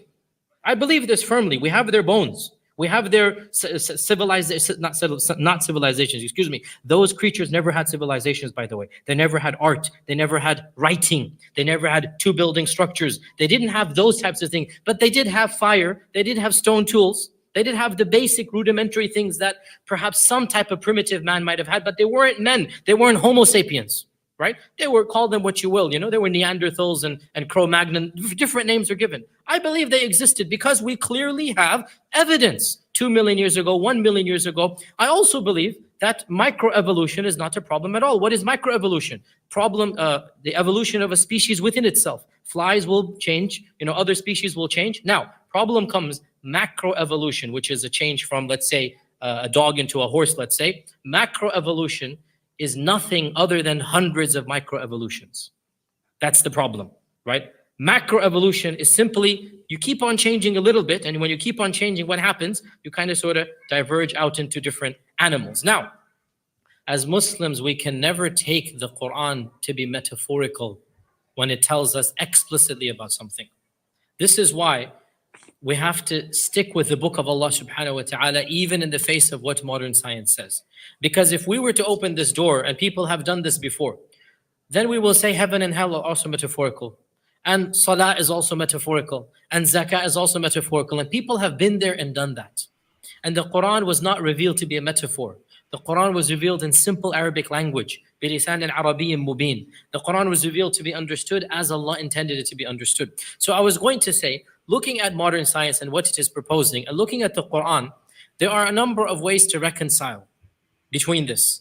What I lean towards is only one opinion. And there are others, and some of you in the audience while I was there brought forth other interpretations. What I lean towards is that it is possible for us to affirm the theory of evolution in the broad principles. That life as we know it came from one common ancestor, that all animals are linked together in some great grand tree, but we as Muslims have to say there was one exception to the rule. That's where we draw the line. We say there was one exception. And this exception, of course, is Adam alayhi salam and Banu Adam. And the max that can be said, now I am not saying this because I'm not... This is a very interesting position statement that, human beings... Does this count as shirk, Mustafa? Moose? He's tipping the line from an Islamic perspective. I'm thinking from an Islamic perspective. Yeah. Oh, and as to the Dudabites' comment and drastic measures comments, Neanderthals, even if you look at their carvings and their paintings and their weapons, they were almost identical to Homo sapiens at the time. So they had the fine motor skills and intelligence. It's just the style of hunting that they did. And they also interbred with us. So it's like saying is like a husky less intelligent than a golden retriever. There might be slight differences in their behavior, but the functionalities of their fine motor skills, their method of thinking, their creation of art were almost identical. And not only that, with Neanderthals, there was a huge birth defect problem. And certain illnesses, I believe, or some defect that they had that caused their decline. It wasn't so much their fault necessarily. But that's not their, I'd say around Earth. Yeah, even I don't know. I'm no expert on this field, but I would like to hear him finish because I think this is fascinating. Because even if drastic measures as this comment, I'd say even the round Earth is pretty challenging for Islam, and until they started reinterpreting. The round Earth was a challenge too. A scientist, but I'm saying the max that we can say is to imagine, if you like, a series of dominoes tumbling, and they're all going, as we all seen on YouTube clips and whatnot, all going in different directions, having been caused by one beginning domino, right?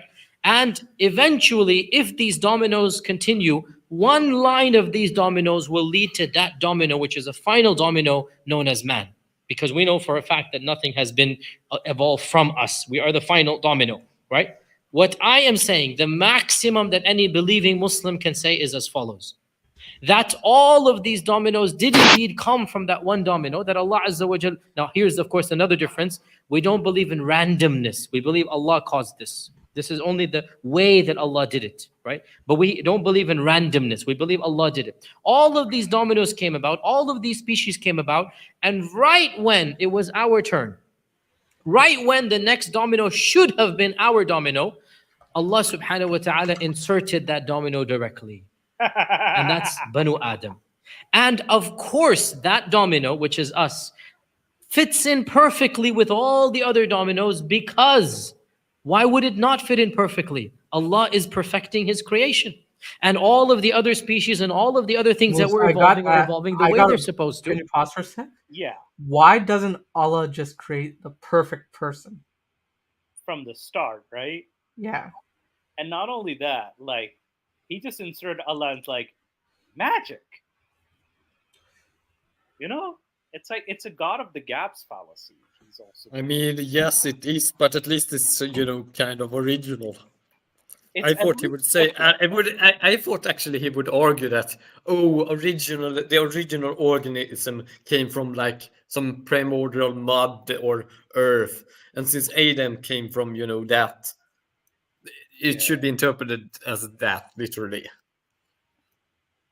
Yeah, and if anything, it's unique. It's so far unique, but I don't know. He's tipping the line a lot. Like he's making some exceptions for himself. He's preventing himself from digging himself into a hole. But yeah, I want to hear the rest. Let's hear the rest. And then when it was our turn, at the right time, at the right place, Allah subhanahu wa ta'ala placed us where we were supposed to be. Such that a neutral observer who doesn't believe in Allah, quote unquote, the kafir observer, would automatically say, obviously, this domino comes from the one before it. And he has every right to make that claim. But because we have something we consider a fact, which is the Quran, which is just as much of a fact, in fact, more of a fact than any scientific fact, we have to say our scientific model has to take into Listen, guys. The earth is laid out like a table. Stars are lamps. Stars fall. And earth was created in 4 days, and the rest of the universe was created in 2 days. And it's okay to beat your wife. account one more fact, and that is Allah Azza wa Jal shaped Adam, created Adam, blew the ruh into Adam, sent Adam down, the whole Quranic story, right? And we don't have any problem affirming other creatures, other species, hominids, dinosaurs. We don't have any problem stretching the human chain to beyond 6,000 years. We don't believe in 6,000 years, by the way. It's not an Islamic figure. It's a Christian figure. God created the world in 6 days, and then these 6 days are 6,000 years. We don't have that calendar. That's the Jewish calendar. We don't have that calendar. We have nothing un-Islamic to say. There is nothing un-Islamic to say man has been around for 30,000, 40,000, 50,000 years. We don't have any problem with that. Our Sharia doesn't tell us we've been here for 6,000 years, right? The only thing that we have to draw the line, that Adam and the children of Adam are a unique creation. And frankly, many things in science prove this point, right? Many things in science prove this point. Of them is language. We are the only creation that has language. And this fits in perfectly. Ar-Rahmanu allama al-Qur'ana khalaqa al-insana allamahu al-bayan. Wa allama Adam al-asma'a kullaha. This fits in perfectly. That, Noam Chomsky, of course, he's known for his political views, but he's a linguist by profession, as you know. Noam Chomsky and others, they all believe that languages, as we Pause know them, the video. they all come from one Yeah, language. Culture Jenny, did you watch this video before? No, I didn't. so you mentioned Noam Chomsky, and he mentions him. I'm Yeah, like, but Noam Chomsky is like the Albert Einstein of linguistics. yeah, and he's like saying he's making a claim that it comes from one ancestral language. But we were just discussing that. It's No, not Noam as- Chomsky says that that all language comes from one, original ancestral trait to all of humanity. Yeah. It's not all languages come from one language. Mm-hmm. And let's hear what he said. That is what he Language. means with the universal grammar. Yeah, in that we have all the capacity for language automatically. yeah, It's not something we learn, it's something we are born with. right. Wait, is it Because language or is it we communication? might learn the difference vocalized language and sign semantic language, because vocalization and communication is actually broader, but specifically that we have semantic units that we can convey information with. That's something that we have naturally. Sure, an individual language you might be forced to learn from growing up, but the capacity for language is within us. Then how would you consider sounds that we can't here. For example, dogs can hear different frequencies and communicate in different frequencies. Same with dolphins, right? Yes, but that's, I meant as in communication between humans. Yeah, because he talks about like language as us being able to speak to each other and vocalize something as a trait for humanity. Well, dolphins still vocalize just in a different Yes, frequency than but ours. they don't So really have this. They do have certain patterns related to them and action responses, but they don't really have the semantic significance to it. But also Like physics. keep in mind, they don't have a writing system, yes, but they still communicate. Like you still have a means. Yes, I Cats, mean, I'm not defending Yasir Qadhi here. I'm just saying yeah, that our human language is something very special when it comes to communication. yeah, because we're able, like that's the thing, right? Because we're able to communicate with dogs in different mediums. Because like if you're telling your dog, hey, like service animals, they're the communication to them is really complex. You're telling the dog to go use tools, do functions quite like what definitions of anatomical humans would be, not in like the physical sense, but like the ability to use tools. The dog's using like a claw for a rope to open doors and such, based off of the communication that the human does, or police animals and such. So that sense of like the language and communication really needs to be defined properly. yeah.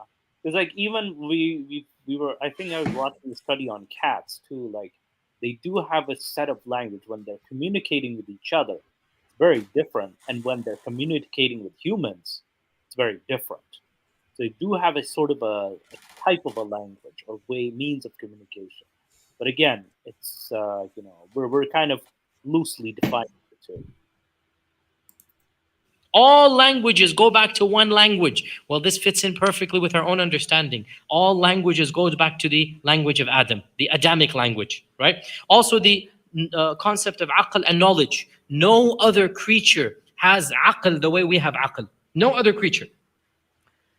Our aql is so powerful, we understand our aql and limitations of our aql. In other words, we have something, the fancy term for it is metacognition, which means we know what we know Yo, and pause why for we a know it sec. and how we know it. Yeah, So basically, do you know the channel Onage Pranks? yeah, I know that He channel. he has like an entire series where he calls the gay hotline Yeah, in different voices. Should we do a prank show where we call the Islamic hotline with this number here? can you not? No, Can you don't. not? Can you not, Nikhil? Like, do you really want us to get banned from like every medium and try not to get our message across? We're trying No, to get our I message mean, across. yes, we're trying to be a message, bring a message and discuss Islam. We're not trying to be the edge lords of troll, of Yes, atheist exactly, trolls. exactly. We're not trying to be trolls, Nikhil. I know you want to do that. Hey, Yeah. hey, don't put words in my mouth, man. I never said I don't want to be a troll. All right. Let's see how That's fair, but we don't want to.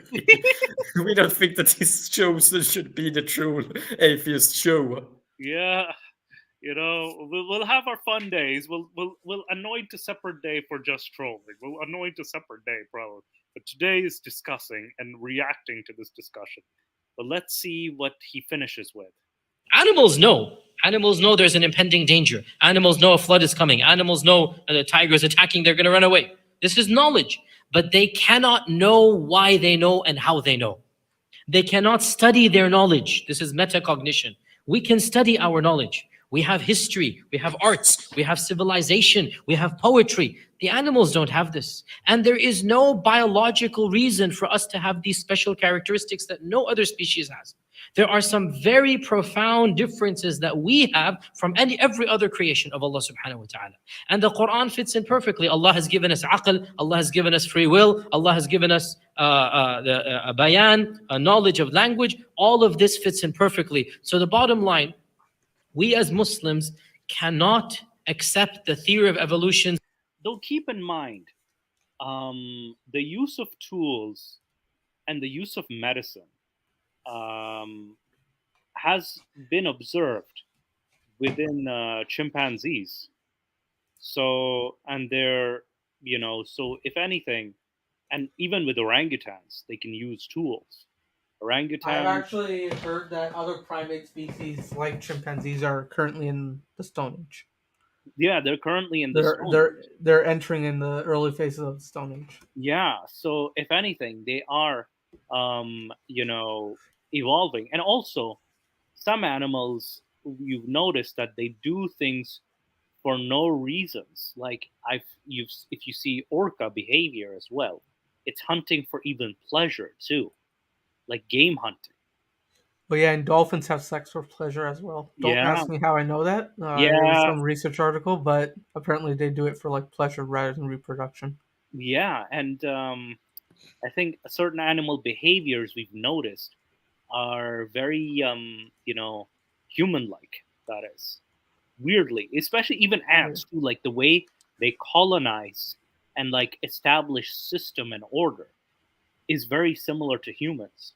The ants, especially, I've found like they have a hierarchy practically. So, like humans aren't exactly far off, very far off for sure, but there seems to be a possibility in nature, like of how to develop a civilization like humans within animals like ants, for example. This premise that man himself is a part of this chain. We can accept all other premises, and that's the point. Many Muslims, when they say we don't believe in evolution, they sound very ignorant and foolish, and they don't even intend it. Pause I'm it. sure all of you believe in dinosaurs. Yeah, They don't sound very ignorant. They are very ignorant when they deny it. yeah, that. But he's keep in mind speaking to a Muslim audience, right? Continue. And he has to. Oops, my bad, my bad, my bad. You need to understand when you say to a Western audience, I don't believe in evolution, you are becoming basically a fundamentalist Christian. No, we're not. We should never say we never believe in evolution. We don't. We don't deny everything evolution. Rather, we can say that we affirm the broad principles of evolution. We have no problem with pretty much everything that evolution says. There's simply one issue where we have to draw the line, and we draw it with respect, meaning, and this is my final point, and then we'll leave some Q&A. Look, my brothers and sisters in Islam, put yourselves in the shoes of those people who don't believe in the Quran and their history and their church and science and the tension between them. Then they see it happening to us. What do you expect them to do other than to mock us and make fun of us?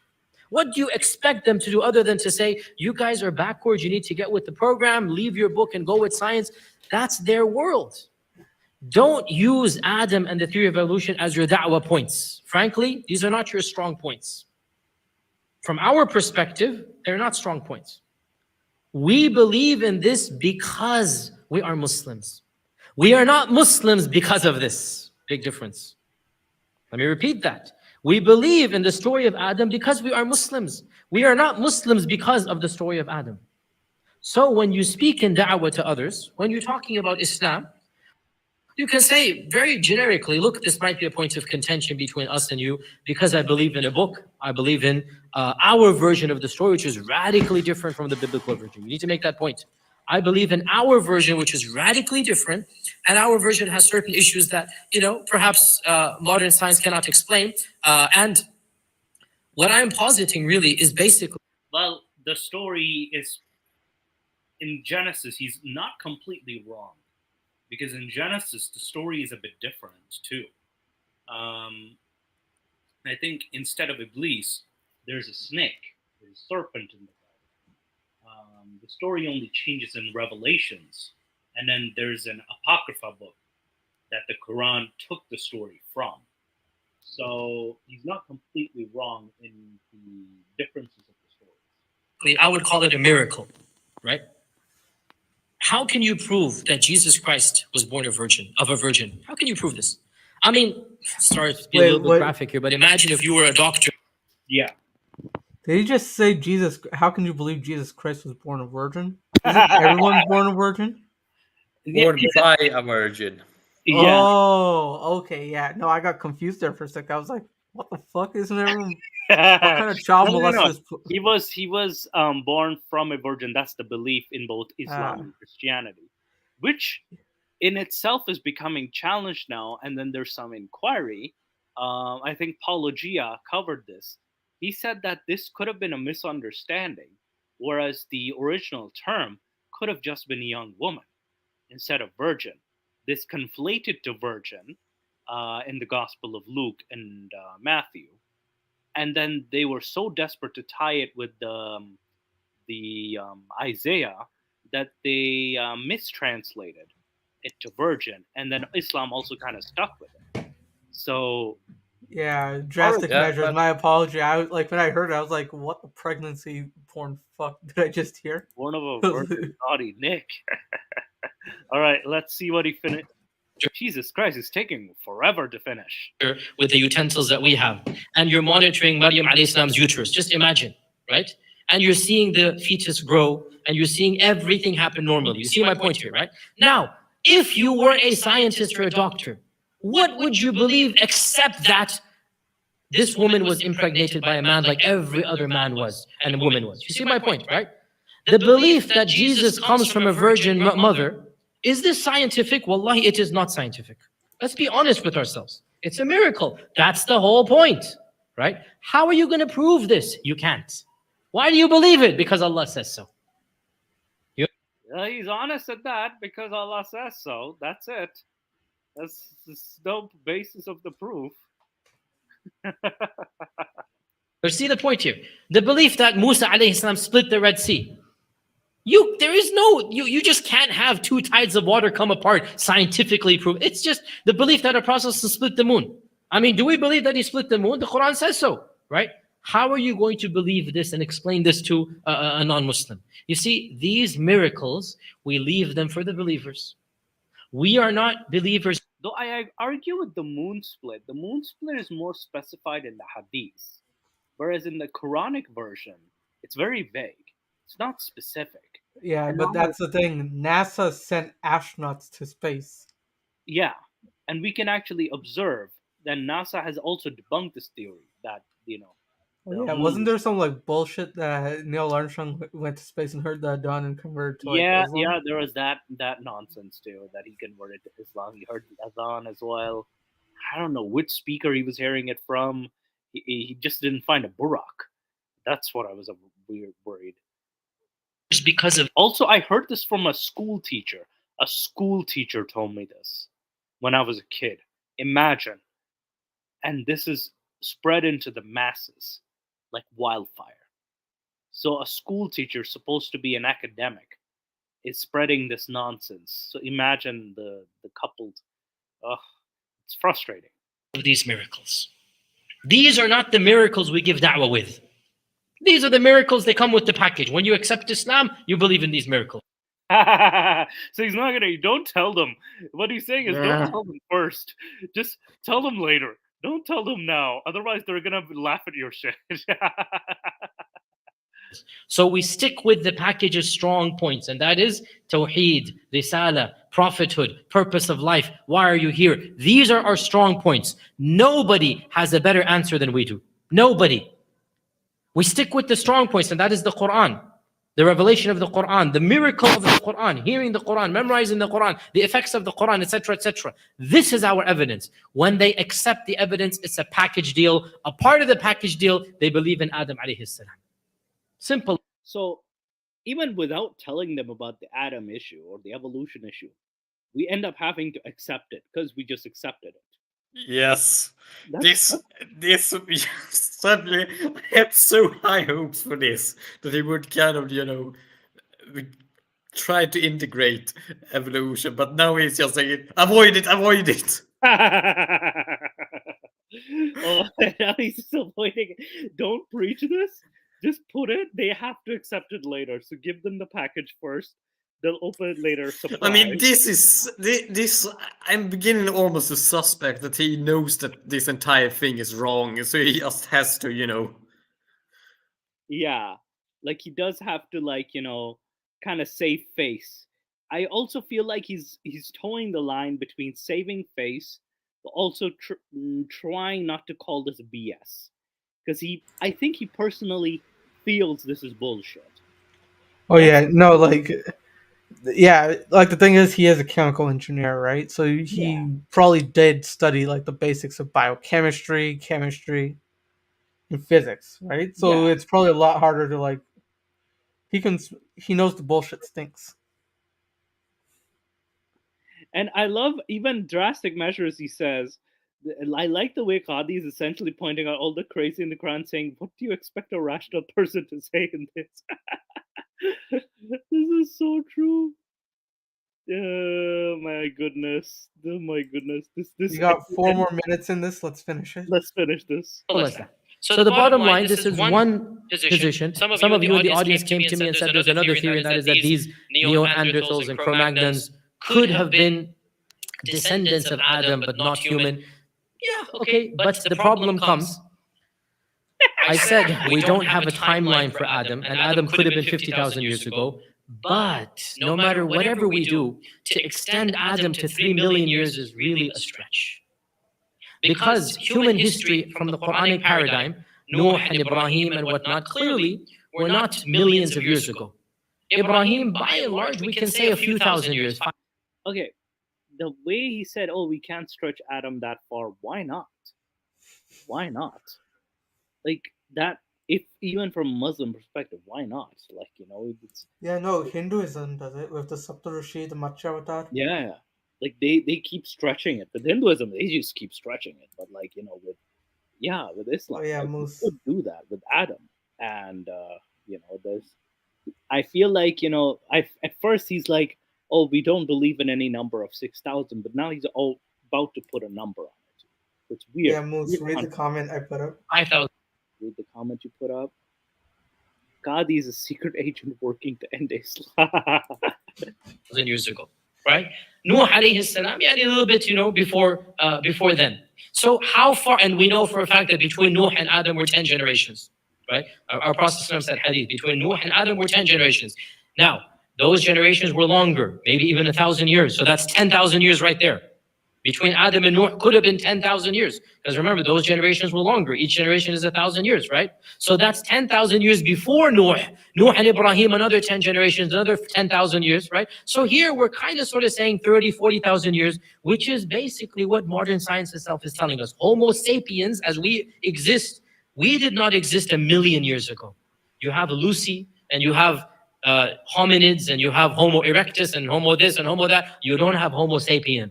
Homo sapien is 30, 40, 50. Actually, Homo sapien is 300,000 years old. Like the fact Yeah, that but no, the thing is, what we consider as a modern Homo sapien because there's certain we bred with the Denisovans, we bred with the Yeah. Neanderthals.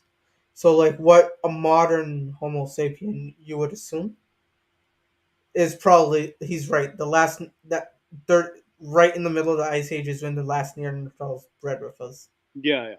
So Like that now, might be the case, but again, like we're still yeah, but keep in mind, if he's saying Homo sapiens, that's a wrong claim because earliest remains of Homo sapiens have been found 300,000 years old. So he's it's kind of a bit of a stretch, at least from my perspective. Um, That's the mark that is given. And frankly, Islamically, we have no problems extrapolating that much. But you want to go beyond this and you want to say 3 million, which is what Lucy is. Lucy is one of the oldest hominids discovered. She's around 2.5 million years old. Now you're talking very problematically from an Islamic standpoint. But hey, if somebody says Lucy was a descendant of Adam and Adam was 5 million years ago, well, Islamically, the Sharia did not reveal a calendar. The Quran did not reveal a historical timeline. yeah, I know. That's the one thing this God could have done, but he decided not to. So I'm not saying that's wrong. But me personally, with my scientific mind and my inclinations and my knowledge of science and my knowledge of tafsir and Quran and theology, what I lean towards, and this is my personal opinion, and I'm not saying this is Islamic, this is my opinion, I could be wrong. What I lean towards is the theory of evolution is not problematic at all, except for human evolution. And when it comes to us, Allah subhanahu wa ta'ala did a miracle, and that's exactly what we would expect that we are special, we are different. That's what Allah says. وَلَقَدْ كَرَّمْنَا بَنِي آدَمَ. That's what Allah says. وَفِي أَنفُسِكُمْ أَفَلَا تَعْقِلُونَ أَفَلَا تُبْصِرُونَ. That's what Allah said. أَوَلَمْ يَنظُرُوا فِي أَنفُسِهِمْ. Don't you look at yourselves. Look at how you were created. We are a different creation, a special creation. We have honored the children of Adam. We have made them better than the other species, other creation. This is in the Quran. فَضَّلْنَاهُمْ عَلَى كَثِيرٍ مِّمَّنْ خَلَقْنَا تَفْضِيلًا. And the point of Allah fashioning us with His own hands, بِمَا خَلَقْتُ بِيَدَيْ, and Allah breathing His ruh into us. We are special. That's exactly what the Quranic message is. And frankly, there are elements of science that indicate our special nature. I mentioned some of them. So, putting all of this into account, the max that anyone could say, beyond which I would believe as a scholar of Islam, as a theologian, that you're going beyond believing in the Quran. We don't believe the Quran is a book of fairy tales. We don't believe that Allah wanted to give a fairy tale of Adam. That's not the way of the Quran. And we have been there and done that historically. We've had groups that done that. And they have abandoned the salah, abandoned the zakah. They didn't believe in heaven and hell. They didn't believe in resurrection because they said, in hiya illa asatirul awwalin. These are fairy tales. The Quran did not come to be a Da Vinci Code, a book of symbols. No. The Quran is in simple, plain Arabic language. And up until our history, everything that we've read in history and science and the Quran supports one another. And we've been No, it doesn't. riding the wave very happily. This is our first bump, and it is a test from Allah, and I hope that Allah subhanahu wa ta'ala allows us to pass that test. If I've said anything that is incorrect, it's from my own waswas and shaitan's whisperings to me, and if I've said anything that is correct, it is from Allah subhanahu wa ta'ala. Wa jazakumullahu khairan. Assalamu alaikum wa rahmatullahi wa barakatuh. Alright. We're already 10 minutes through, so we'll go through, give our closing statements. Yeah, Moose, what do you have to let's give it. But Ginny, go first. Well, I must say that I thought it would be better. He disappointed me at the end. Hey, Ginny, I told you, didn't I tell you I had a bad feeling about this, didn't I? Yes. Yeah. Like, he went on to some weird tangent on, like, he was going in a different direction, but then he's like, avoid it altogether. This will come with a package deal. Once people believe. Yeah, that felt creepy as all. Nikhil or Nicholas, what do you say? Yeah, quite like Cultured Ginny, I have to say he got me hard, then did not finish me off. It's up with you gentlemen getting hard and not finishing up. I told you. I told you both this is going to be disappointing. Yeah. But yeah, but my thing is that he does oversimplify a lot of things. He has, I don't blame him completely for that because of the nature of the topic. Like, these are different discussions, but I feel like he's he's trying to find a weird middle ground, and then he stops at human. Like, he's like, oh, human evolution, we don't want to accept. Like, he is saying partially correct things, but then at the same time, he's like, it's just, I don't know. Well, I think that's he went in a good direction, but I feel like he's also he doesn't buy his own bullshit. Anyway, Yeah. that's the show. All right, let's get on to Discord, guys. All right. I'll see you there. Yes. See you guys there. See you there.